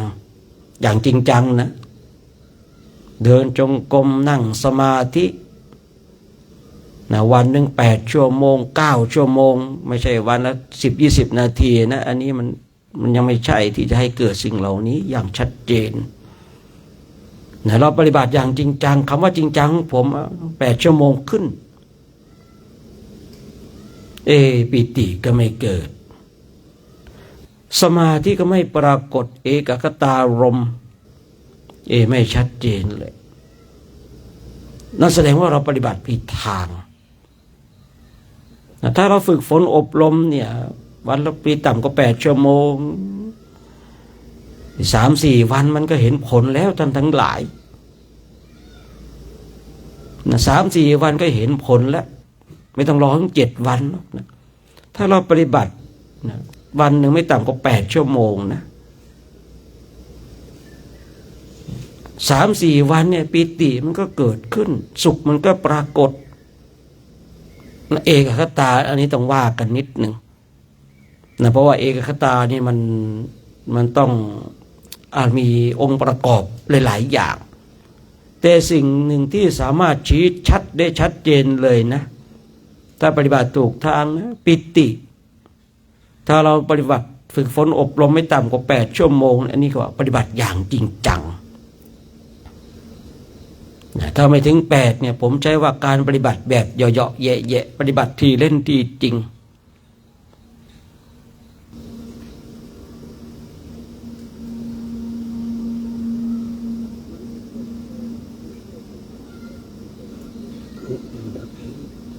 เราปฏิบัติเนี่ยไม่ต่ำกว่า8 ชั่วโมงเนี่ย8 หรือว่า8 ชั่วโมงขึ้น สิ่งหนึ่งนะถ้า3-4 วันเนี่ยปิติมันมาอย่างแน่นอนท่านทั้งหลายมาอย่างแน่นอนนะจะมาในลักษณะปิติในระดับใดก็ว่ากันอีกทีหนึ่งนะที่เราเคยได้ยินเคยได้ฟังในเรื่องของปิติทั้ง5นะอันนี้ขึ้นอยู่กับบุคคลนั้นว่ามันจะมาในระดับไหนแต่มาอย่างแน่นอนในเบื้องต้นเนี่ย3-4 วันเนี่ยถ้าเราปฏิบัติอย่างจริงจังนะถ้าเราปฏิบัติอย่างจริงจัง8 ชั่วโมงขึ้นปิติไม่ปรากฏเลยใน3-4 วันเนี่ยไม่เคยเกิดไม่เคยเจอไม่เคยเสพไม่เคยสัมผัสเลยในบางทีเนี่ยเราอาจจะไปปรุงแต่งจิตของเรา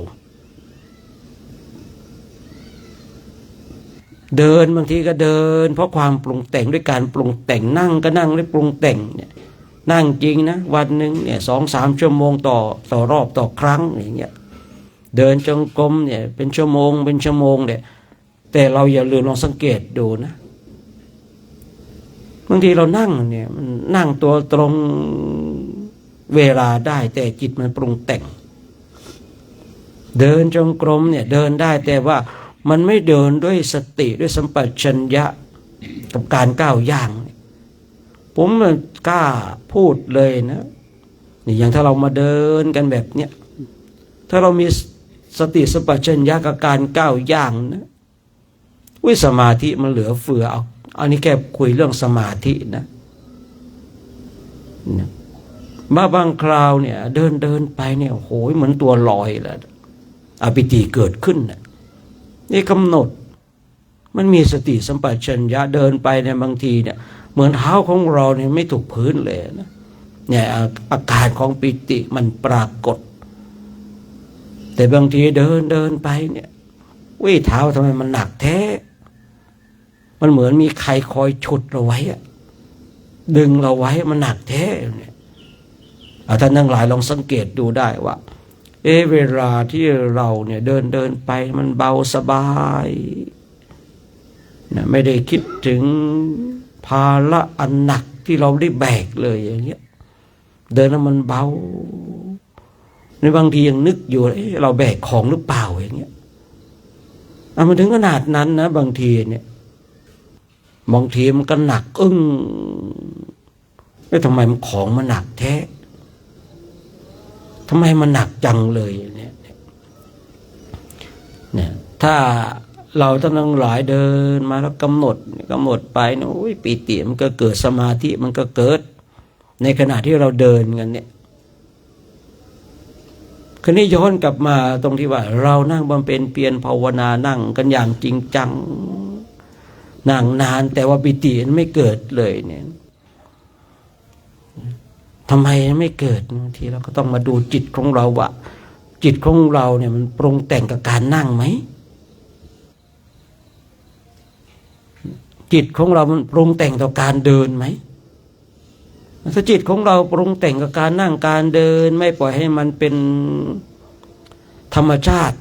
แห่งการนั่งและการเดินเมื่อจิตของเรามันปรุงแต่งอย่างที่ผมได้กล่าวในตอนต้นว่ามันทำให้เราเนี่ยมันบังคับจิตของเราเองคือบังคับอยากให้มันสงบบังคับให้มันอยากให้มันตั้งมั่นนะมันเป็นไปไม่ได้นะถ้าบุคคลที่บังคับจิตเพื่อที่จะให้เข้าสู่ความสงบเราจะไม่เจอความสงบเพราะจิตนี้เนี่ยเราไม่ใช่มีหน้าที่ไปบังคับแต่เรามีหน้าที่ไปรู้เท่าทันนะว่าสิ่งทั้งหลายเนี่ยมันเป็นเช่นไรเกิดขึ้นตั้งอยู่และดับไปทีนี้ลมหายใจของเราเนี่ยเรานั่งบำเพ็ญเพียรภาวนานั่งดูลมนะมันจะสั้นออกยาวเข้าสั้นเข้ายาวเนี่ยปล่อยมันเรามีหน้าที่ดูและรู้เมื่อเราฝึกฝนอบรมภาคเพียรไปเดี๋ยวระบบจิตมันก็จะจัดการ บางทีมันก็แผ่วเบาลงเบาลงลมหายใจนะมันเบาละเอียดถ้าบุคคลหนึ่งบุคคลใดฝึกฝนอบรมแล้วนั่งดูลมหายใจเนี่ยมันแผ่วเบาลงเบาลงเบาลงมันละเอียดนะจิตละเอียดนะลมหายใจละเอียดแล้วลมหายใจละเอียดบางทีหายแวบนิ่งเป็นเอกคตาลมเลยนิ่งสงบนิ่งบางช่วงเวลาต้องบอกว่าบางช่วงเวลาและบางช่วงเวลาเนี่ยต้องใช้ก็บอกว่าบางช่วงเวลานะบางทีมันก็เห็นลมหายใจของเราไม่ได้ออกแค่เฉพาะจมูกอย่างเดียวมันออกตามรูขุมขนมันก็มีนะครับสภาวะแบบเนี้ยสภาวะแห่งการปฏิบัตินะถ้าให้พูดคุยเนี่ยมันเยอะแต่ทางนี้ทางนั้นเนี่ยมันเยอะสำหรับผมไม่อยากให้เราท่านทั้งหลายจะเยอะเหมือนผมนะเพราะว่าบางอย่างเนี่ยมันเป็นหลุมกับดักที่ทำให้เราจิตของเราติดเพราะว่ามันดีอะเนาะแต่ก็ยังไม่ดีอย่างแท้จริงอะมันดีฝึกฝนอบรมแล้วเจอสภาวะทำสภาวะจิตเนี่ยมันดีท่านทั้งหลายแต่บางอย่างมันก็ยังไม่ดีอย่างแท้จริงอะทั้งนี้ทั้งนั้นเนี่ยเราฝึกฝนอบรมเนี่ยมาดูลมให้ใจเข้าลมให้ใจออกมีการเกิดขึ้นตั้งอยู่และดับไปแห่งลมหายใจนะลมหายใจถูกต้องมรรคถูกต้องผลถูกต้องนะผลก็จะเกิดขึ้นอย่างถูกต้องภาคเพียรภาวนาฝึกฝนอบรมไปคือไม่มีอะไรมันมากมายนะสำหรับการฝึกฝนเนี่ยนั่งดูลมหายใจเข้าออกแค่นั้นเอง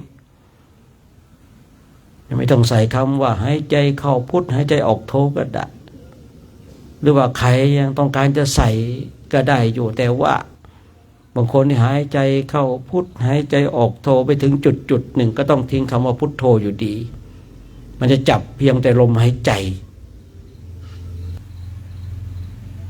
เนี่ยบางคนบางท่านก็เลยไม่เอาแล้วพุทโธเนี่ยดูลมหายใจเข้าออกแค่นี้ก็เพียงพอต่อการบรรลุธรรมแค่นี้ก็เพียงพอในการบรรลุธรรมแล้วนะนั่งดูลมหายใจเข้าออกเนี่ยไม่ต้องไปปรุงแต่งดึงสิ่งอื่นมาปรุงแต่งอันนี้ไม่ได้ดูถูกคำวงบริกรรมนะคำบริกรรมนี่ถูกต้องและดีแล้วแต่ว่าไอ้ที่เรามีคำบริกรรมเนี่ยมันคือถูกการปรุงแต่งนะ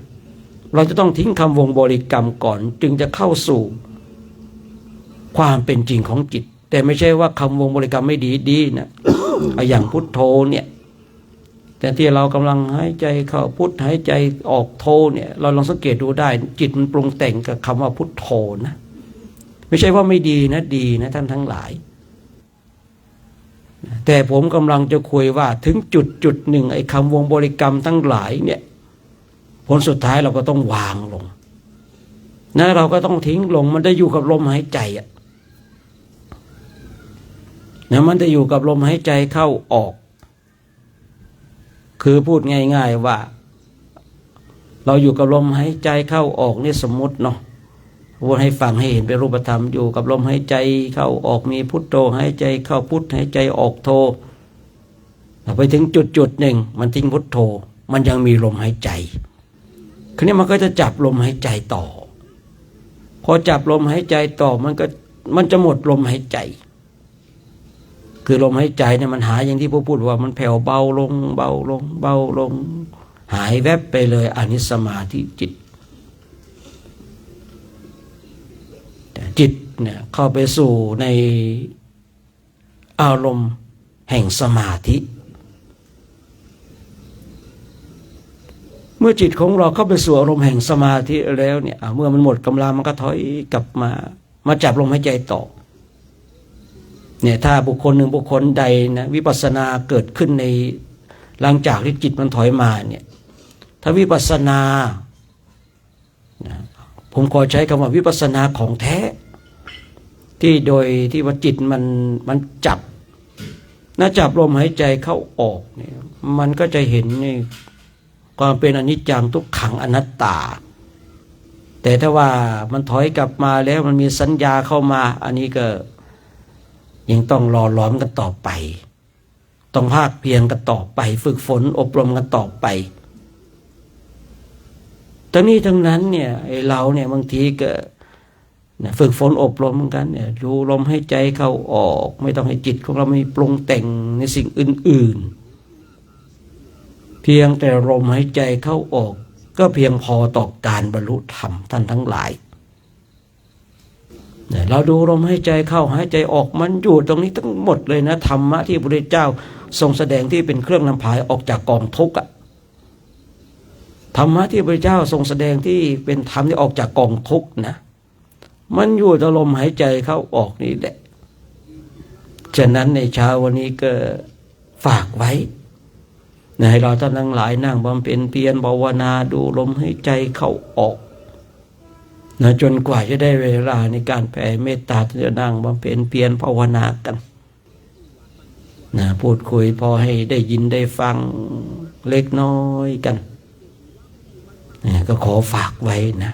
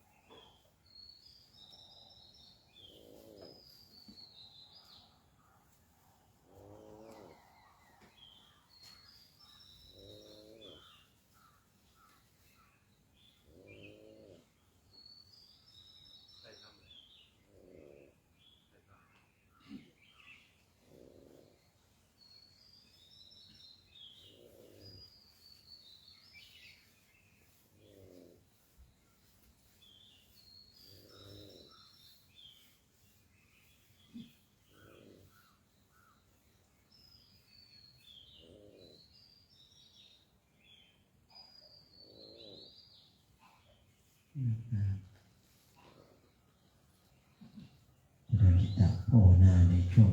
เช้าวันนี้ก็สมควรเจอเวลานะเราทั้งหลายจะมีความสุขตัวพร้อมน้อมจิตน้อมใจจิตดีเป็นบุญเป็นกุศลที่ได้ร่วมกันแผ่เมตตากับสรรพสัตว์ทั้งหลายที่เป็นเพื่อนทุกข์เกิดแก่เจ็บตายของเราสัตว์ใดที่มีความทุกข์ขอให้พ้นจากทุกข์สัตว์ใดที่มีความสุขขอให้สุขยิ่งขึ้นไปส่งพลังบุญพลังกุศลให้กับผู้มีอุปการะคุณมีบิดามารดาในญาติสนิทมิตรสหายผู้อุปถัมภ์อุปถัมภ์ต่อด้วยปัจจัยสี่ต่อเทพเทวาอารักษ์พร้อมกับเจ้ากรรมในเวรเป็นสุรกายสมเวสีได้รับพลังบุญพลังกุศลที่เราได้ธรรมสวดมนต์บำเพ็ญเพียรภาวนากันนะสัพเพสัตตาอาเวราโหนตุขอสัพพสัตว์ทั้งหลายทั้งปวงที่เป็นเพื่อนทุกข์เกิดแก่เจ็บตายด้วยกันทั้งหมดทั้งสิ้นจงเป็นสุขเถิดอย่าได้เป็นต่อกันและกันเลยอาปยาปัจจาโหนตุจงเป็นสุขเถิดอย่าได้บาดเบียนซึ่งกันและกันเลยอานิคาโหนตุจงเป็นสุขเถิดอย่าได้ความทุกข์กายทุกข์ใจเลยสุขีอัตตานังปริหารันตุจงมีความสุขกายสุขใจรักษาตนให้รอดพ้นจากทุกโทษเวรภัยอันตรายทั้งปวงจงทุกทั่วหน้าเถิดกาตังปุญญาพลังไม่สัพตุเตขอสัพพสัตว์ทั้งหลายทั้งปวงเหล่านั้นจงเป็นผู้มีส่วนได้เสวยผลบุญที่ข้าพเจ้าทั้งหลายได้บำเพ็ญแล้วนี้เถิด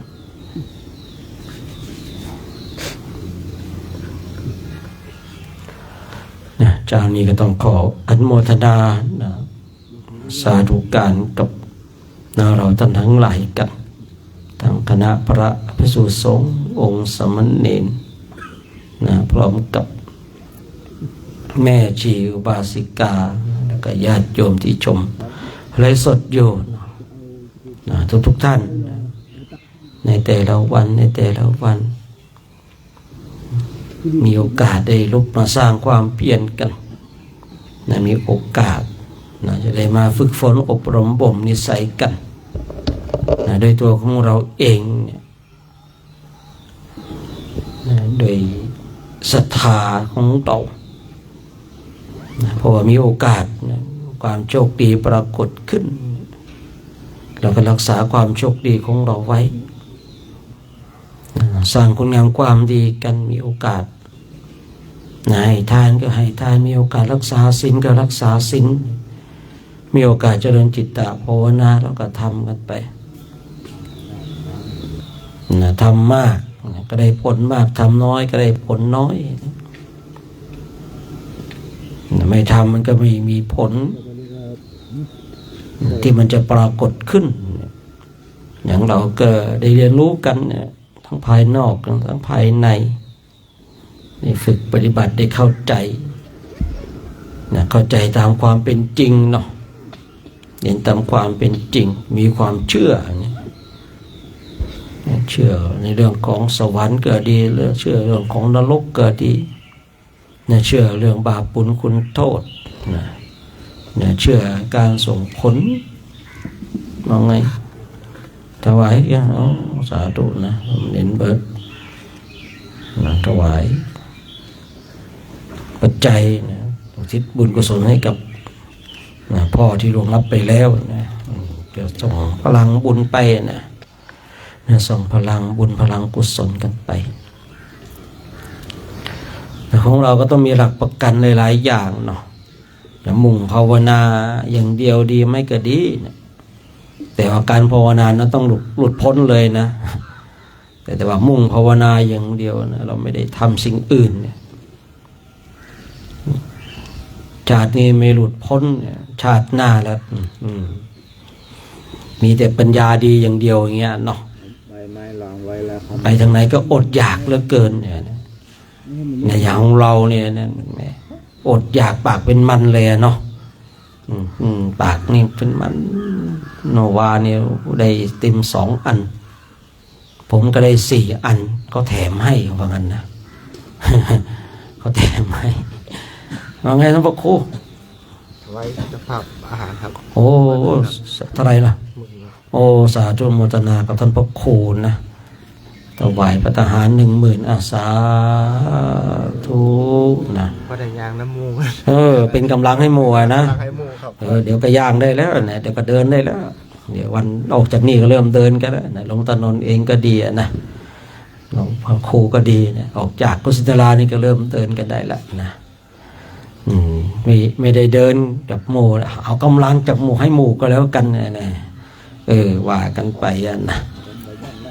ว่ากันไปเพราะว่าเราก็หาหลักประกันให้กับตัวของเราเนาะเดี๋ยวเราก็ทำกันเห็นกันอย่างนี้เห็นหมู่คณะเกิดศรัทธานะสร้างบุญทำบุญกันเห็นหมู่คณะเดินหมู่คณะนั่งทำวัดสวดมนต์เจริญธรรมกรรมฐานแล้วเกิดศรัทธาทำกันอย่างจริงจังเนาะเราก็มาหนุนผู้สร้างความเพียรมรรคผลนิพพานเป็นสิ่งที่ดีเนาะแต่ถ้าเราไปไม่ถึงในชาตินี้ล่ะเราก็ต้องมีหลักประกันใช่หรือเปล่านะพอที่จะช่วยเหลือเนี่ยอนุเคราะห์เนี่ยสงเคราะห์เนี่ยเราก็ทำกันไปนะเท่าที่จะทำได้นะทำให้มีความสุขนะเดินให้มีความสุขนั่งให้มีความสุขเพราะตรงนี้เรื่องของเราเองนะครับผมในเรื่องของเราเองไม่ใช่เรื่องของใครเนาะเรื่องของเราเองเนี่ยเราทำก็ได้เราไม่ทำก็ไม่ได้ขึ้นอยู่กับตัวเราไม่มีใครบังคับเรื่องของการให้ทานเนี่ยนะเรื่องการภาวนาเนี่ยจะต้องขอบังคับกันนิดนึงเนาะเพราะว่าผมเองเนี่ยที่จนมาถึงทุกวันนี้ได้ก็เกิดจากการบังคับที่ทำให้เราเข้าใจมั่นคงในศาสนาเพราะเกิดจากการบังคับนะครับครูบาอาจารย์บังคับเขี่ยวเข็นให้เดินจงกรมให้นั่งสมาธิตกดึกไม่ลุกเดินจงกรมท่านก็มาเคาะประตูท่านเคยเดินมาดูเกิดจากการบังคับแล้วผมมาอยู่ตรงจุดนี้ได้มีความมั่นคงในศาสนาก็เกิดจากการบังคับฉะนั้นการภาวนาเราจำเป็นต้องบังคับกันท่านทั้งหลายแต่เรื่องทานเนี่ยอันนี้เป็นเรื่องส่วนตัวไม่บังคับใครจะทำก็ได้ไม่ทำก็ได้นะที่พูดเช่นนี้เพราะอะไรเพราะว่าคืออยากให้เราเข้าใจว่าไอ้ทานที่เราทำนะจะเป็นเครื่องติดตัวเรามันเกิดจากศรัทธาการทำบุญสุนทานเกิดจากศรัทธานะครับเราศรัทธาเราจึงทำไม่ศรัทธาเราก็ไม่ทำนะอย่างเราท่านทั้งหลายเนี่ยนะท่านทั้งหลายเพราะเรามีศรัทธาเราจึงทำบุญสุนทานนะครับไม่ว่าจะเป็นพระไม่ว่าจะเป็นญาติโยมฉะนั้นเรื่องของทานไม่ใช่เรื่องของการบังคับในเรื่องของทานเรื่องของการศรัทธาเรื่องความเชื่อมั่นแต่เรื่องของการปฏิบัติเนี่ยผมต้องใช้คำว่าผมขอบังคับนะคุณจะชอบใจไม่ชอบใจจะถูกใจหรือไม่ถูกใจเนี่ยผมก็จะขอบังคับเนาะคือผมเองเนี่ยที่ผมว่าผมมั่นคงในศาสนานี้เพราะผมถูกครูบาอาจารย์บังคับให้เดินครับ โอ้ยนั่ง2 ชั่วโมงไม่ได้จะไปเอามรรคผลนิพพานอะไรนั่งแค่นี้ไม่ได้จะเอาอะไรจะไปสอนญาติโยมให้นั่งสมาธิตนเองนั่ง2 ชั่วโมงไม่ได้จะทำอะไรโอ้โหไอเราก็นักเลงเก่าใช่หรือเปล่ายามได้ฆ่าได้ยามไม่ได้ว่าไงนะฆ่าได้นะชีวิตนี้มันยามไม่ได้ก็นั่งพอนั่ง2-3 ชั่วโมงได้ก็นั่งให้มันตายไปเลยหนูที่มันจะตายไหมนั่งก็นั่งที่ครูบาอาจารย์ให้นั่งเนาะสาธุเนาะโมทนาทุกคนทุกท่านนะโมทนาทุกท่านร่วมกันเนาะร่วมกันทำบุญกันนะผมเองเนี่ยผมมั่นคงในศาสนานี้ก็เพราะผมถูกบังคับมันนั่งได้2-3 ชั่วโมงนั่งไหมนั่งเราก็นั่งได้ภาคภูมิใจใช่หรือเปล่านั่งได้2-3 ชั่วโมงไอ้ครูบาอาจารย์นั่งให้มันตายไปเลยดูที่มันจะตายไหมเอาแหมนั่งแค่10-20 นาทีเนี่ยครูบาอาจารย์ก็นั่งบังคับให้นั่ง2-3 ชั่วโมงพอนั่ง2-3 ชั่วโมงได้ก็ให้นั่งจนตายเลยแบบนั้นนะเอาครูบาอาจารย์ให้นั่งจนตายแล้วก็นั่งแล้ววะตายเป็นตายแล้ววะนั่งไปกันอุ้ยท่านทั้งหลายมันทรมานนะมันเจ็บมันปวดมันทรมานโอ้ยนะตอนที่เรานั่งทั้งคืนเนี่ยนะนั่งไปมันเจ็บมันปวดมันทรมานบางวันก็ดีหน่อยบางคราวก็ดีหน่อยนะมันพอมีสมาธิบ้างมันก็สบายแต่ว่าวันไหนถ้าแบบมันสมาธิมันเข้าไม่ได้นะท่านทั้งหลายลองนั่งดูเดินนะนั่งทั้งคืนแล้วดูมันจะเจ็บมันจะปวดห้ามขยับนะไอ้นั่งทั้งคืนแล้วขยับซ้ายขยับขวาลุกเดินจงกรมเพียรทั้งคืนอย่างเงี้ยมันก็ทำได้มันเรื่องไงมันเรื่องปกติของคนทั่วไปนะแต่นั่งท่าได้ท่าหนึ่งนะเมื่อก่อนผมชอบนั่งขัดสมาธิเพชรนั่งอย่างเงี้ยนั่งทั้งคืนนะผมจะชอบนั่งขัดสมาธิเพชรเพราะอะไรนั่งไว้มันเวทนามันมาเร็วดี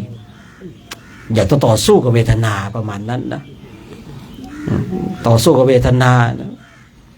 เราต่อยคนอื่นให้คนอื่นเจ็บแล้วสะใจนะเอามานั่งให้ตัวเองเจ็บแล้วจะสะใจหรือเปล่าไงนะมันสะใจเหมือนกันนะผมโรคจิตหรือเปล่าไม่รู้นะ คุยไปคุยมาผมนี่โรคจิตหรือเปล่าก็ไม่รู้นั่งขัดสมาธิเพชรเนาะนั่งเจ็บปวดยิ่งเจ็บมันปวดมันทรมานใจหนึ่งจิตหนึ่งก็พอแล้วลุกเถอะไม่พอนั่งต่อลุกเถอะไม่ลุกตายนะตายเป็นตายไม่มาสู้กันนะครับแต่เราไม่ขยับนะรู้ไม่มีจิตไม่มีสมาธิรู้ครับแต่อยากจะรู้ว่ามันจะเป็นยังไงต่อครูบาอาจารย์ว่าการนั่งให้มันตายไปเลยมันจะตายไหมครูบาอาจารย์สั่งนั่งให้มันตายมันจะตายไหมดูดิจิตไม่มีสมาธิหรอกครับจะนั่งเข้าสมาธิเพชรก็นั่งอย่างเงี้ยนั่งไม่ใช่นั่งโอ้ยอย่างนี้4 ปีก็นั่งได้เนาะ นั่งแบบนี้มันแต่ตรงครับ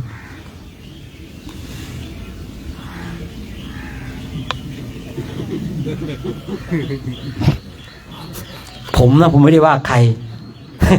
ผมเมื่อผมเป็นถ้าเดินทุดงมาไปแล้วง่วงนอนไอ้บาทอยู่ไหนวะบาทมากอดบาทหลับนกเขาว่าหลับนกโอ้นั่งได้เนาะแต่พอนั่งสมาธิตัวตรงนั่งตัวตรงนั่งสมาธิเพชรตัวตรงต่อสู้เนี่ยต่อสู้ทุกเวทนานั่งมันเจ็บมันปวดก็ที่ผมเคยคุยนะอุ้ยไม่แต่ปลายเล็บมันยังปวดเลยครับไอ้เล็บเราที่จริงมันไม่ปวดไม่เจ็บนะแต่มันปวดทุกอย่างเลยนะมันอุ้ยมันปวดมันทรมานตายเป็นตายวะตายเป็นตายอยากตายก็ปล่อยมันตายไปดูว่านั่งสมาธิตายไม่รู้ไปดูว่าตายก็ตายรู้ดินั่งมันก็ไม่ตายครับผมมันมีแต่กิเลสมาหลอกเราว่าเฮ้ยตายนะเอามาพึกนะเอามาพาดนะมันมีแต่กิเลสหลอกครับนั่งจริงๆนะถ้านั่งสมาธิตายผมตายไปตั้งนานแล้วเลยหรือว่านั่งนานเกินไปเลยโม้เก่งก็ไม่รู้นะ เมื่อวานเดินมากับ ไม่รู้ว่าหมาวิ่งผ่านแฮปปี้โฮลี่เลย เพลินไงนะเพลินเจอใครก็แฮปปี้โฮลี่เจอใครหมาวิ่งผ่านนึกว่าคนนะ สู้ครับท่านทั้งหลายเราเป็นนักภาวนาเราต้องสู้กับตัวของเราเองนั่งภาวนาไปท่านไม่ต้องไปกลัวตายท่านไม่ต้องไปยอมแพ้กับทุกขเวทนากิเลสทั้งหลายนะนั่งไปเลยครับผมเองที่ผมว่าผมเหมือนว่าขอร้องผมจะขอบังคับในการนั่งภาวนาแต่เรื่องทานเนี่ยไม่บังคับมันเรื่องส่วนตัวครับใครจะให้ทานใครจะตรณีมันเรื่องของบุคคลนั้นนะครับเรื่องของบุคคลนั้นแต่ถ้าว่าเรื่องของการภาวนาจะต้องบังคับกันแต่ผมมันคงในศาสนาที่ได้เพราะผมถูกบังคับครับผมถูกครูบาอาจารย์บังคับไปนั่งภาวนาให้เดินจงกรมคราวครั้งหนึ่งเนี่ยพระเดชพระคุณหลวงพ่อเนี่ยนะตอนนั้นหลวงพ่อมาอินเดียมาเนปาลพากันไปภาวนาที่ไหนนะที่เชียงใหม่วัดป่าธรรมชาตินะท่านเอาไปทิ้งตรงนั้นแล้วท่านก็มาที่อินเดียเนี่ยมาเนปาลแล้วท่านกลับไปท่านก็ได้พระองค์น้อยๆไปองค์หนึ่งนะองค์หนึ่งเราเห็นก็อยากได้เนาะสวยอะเนาะผมขอได้ไหมครับผมขอได้ไหมครับอาจารย์ไม่ให้อุ้ยไม่ให้เหมือนกันนะไม่ให้ถ้าอยากได้ต้องทำสมาธิให้เกิดเหมือนกันนะอุ้ยเดินจงกรมอยากจะได้พระองค์นั้นนะครับนั่งสมาธิก็อยากได้พระองค์นั้นตอนนี้พระองค์นี้ผมยังเก็บไว้ผมไว้เป็นเครื่องเตือนใจว่าองค์นี้ที่ครูบาอาจารย์ถวายเราจะได้สมาธิหรือไม่ได้ก็ไม่รู้เนาะเพราะช่วงนั้นก็มีการส่งอารมณ์กันด้วยพูดคุยกันเพราะว่าสมัยก่อนเนี่ยก็อยู่กับหลวงพ่อก็ส่งอารมณ์กันพูดคุยกันพากันภาวนาหลวงพ่อก็พาภาวนาเดินกันไปเจอตรงไหนหลวงพ่อก็พานั่งพาอยู่พักภาวนามันก็เลยมีไม่รู้ว่าตอนนั้นเราจะได้สมาธิหรือไม่ได้ไม่รู้แต่ว่าหลวงพ่อเขาให้พอเห็นปุ๊บอยากได้กิเลสเกิดเลยครับผมขอได้ไหมครับไม่ให้เพราะงั้นถ้าอยากได้ต้องทำจิตให้มีสมาธิว่ากันนะท่านว่าอย่างเงี้ยจำได้แม่นเลยเนาะผ่านมา20 กว่าปีแล้วเรากำลังภาวนาเดินจงกรมไม่รู้นั่งภาวนาเดินจงกรมเดินจงกรมนั่งภาวนาอยากจะได้พระเนี่ยอยากจะได้พระแล้วก็วัน2 วันก็ไปพูดกันพูดคุยส่งอารมณ์กันอะไรประมาณเนี้ยเนาะเพราะวันหนึ่งท่านก็ให้ท่านถวายมาโอ้ยดีใจได้พระครูบาอาจารย์ถวายพระมาเป็นเครื่องเตือนจิตเตือนใจของเราดีใจโอ้ยดีใจเกิดปิติตั้งใจเดินจงกรมนั่งสมาธิมากยิ่งเก่าคือว่าไม่ใช่ว่าได้แล้วเราหยุดเลยนะทำมากยิ่งกว่าเก่าอีกท่านทั้งหลายไอการที่เราได้ตรงจุดเนี้ยเราก็บันใจเราคงจะมีสมาธิแล้วว่านะครูบาอาจารย์ยังถวายเราไม่พอเพียงนี้เราทำมากยิ่งกว่าเก่าอีกมันมีกำลังใจไงได้พวกมีกำลังใจในการเดินจงกรมนั่งสมาธินะพอเห็นพระรูปนี้มันพระที่องค์นี้นะมันทำให้เราเกิดกำลังใจเดินจงกรมเอาเป็นเอาตายแล้วเดินไปเดินจงกรมนั่งสมาธินั่งสมาธิเดินจงกรมเดินจงกรมนั่งสมาธิฉันข้าววันละคำ2 คำเอาเร่งความเพียรนะครับผมเร่งความเพียรแล้วคราวนี้ปีติเกิดธรรมะเกิดนะไม่รู้จะคุยกับต้นไม้ครับไม่รู้จะคุยกับใครนะคุยกับต้นไม้ยืนคุยต้นไม้นกมาจิบโอ้ยนกคุยเอาฟังเสียงนกรู้เรื่องคุยกับนกได้แต่นกไม่ได้คุยกับเราได้นะถ้าเราคุยกับนกได้ถือว่าโอเคนะแต่ถ้านกคุยกับเราฟังเสียงนกรู้เรื่องเริ่มไม่โอเคแล้วนะเราคุยกับนกเนี่ยนกคุยกับตุ๊กแกได้ว่าเราจึงถือว่าเป็นผู้ปกติอยู่นะแต่ถ้าว่านกมาคุยได้ด้วยนะอุ้ยคุยนกไว้อย่างนั้นอย่างนี้นะแสดงว่าเราผิดปกติแล้ว เริ่มต้องไปหาหมอแล้วต้องไปหายากินแล้วเริ่มบ้าแล้ว การภาวนามันเป็นหลายอย่างท่านทั้งหลายเนาะเอาเราวันนี้ก็ขออนุโมทนาสาธุการกับเราท่านทั้งหลายกันเนาะได้มาร่วมกันทำวัดสวดมนต์เจริญธรรมกรรมฐานก็มาร่วมกันโมทนาแล้วก็ท่านทั้งหลายที่ได้ร่วมกันถวายจตุปัจจัยกันวันนี้ท่านพระครูเองก็ถวายมา10,000 รูปีเป็นค่าภัตตาหารค่าน้ำ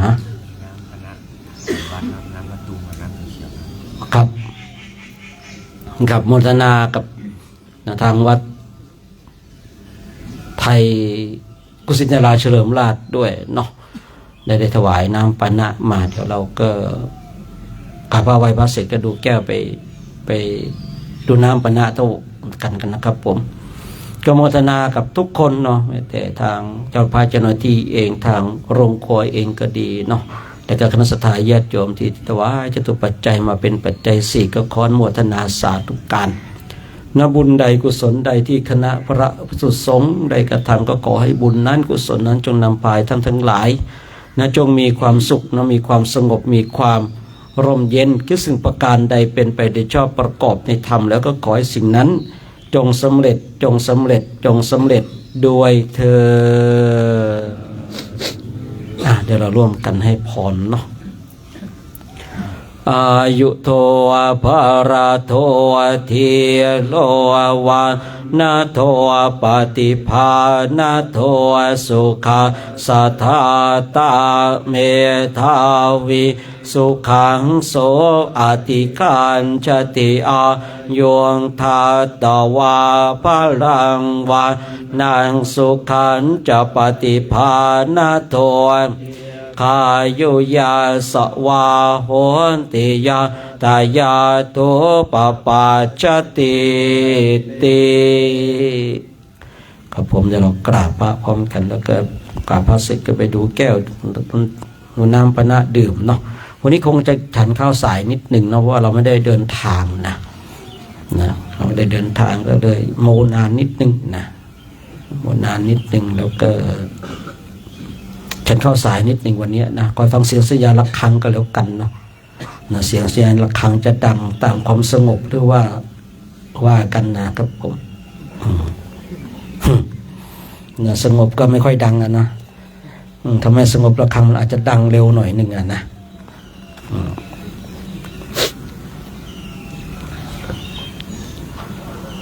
อะระหังสัมมาสัมพุทโธภะคะวาพุทธังภะคะวันตังอภิวาเทมิสวากขาโตภะคะวะตาธัมโมธัมมังนะมัสสามิโสปฏิปันโนภะคะวะโตสาวกสังโฆสังฆังนะมามิมหาตาปิโตโคนังอาหังวันทามิคุโรโอปัจจาอาจาริยาคุณาอาหังวันทามิน้อมจิตน้อมใจกราบคุณครูบาอาจารย์พร้อมกัน3 ครั้งพร้อมแล้วกราบกราบกราบ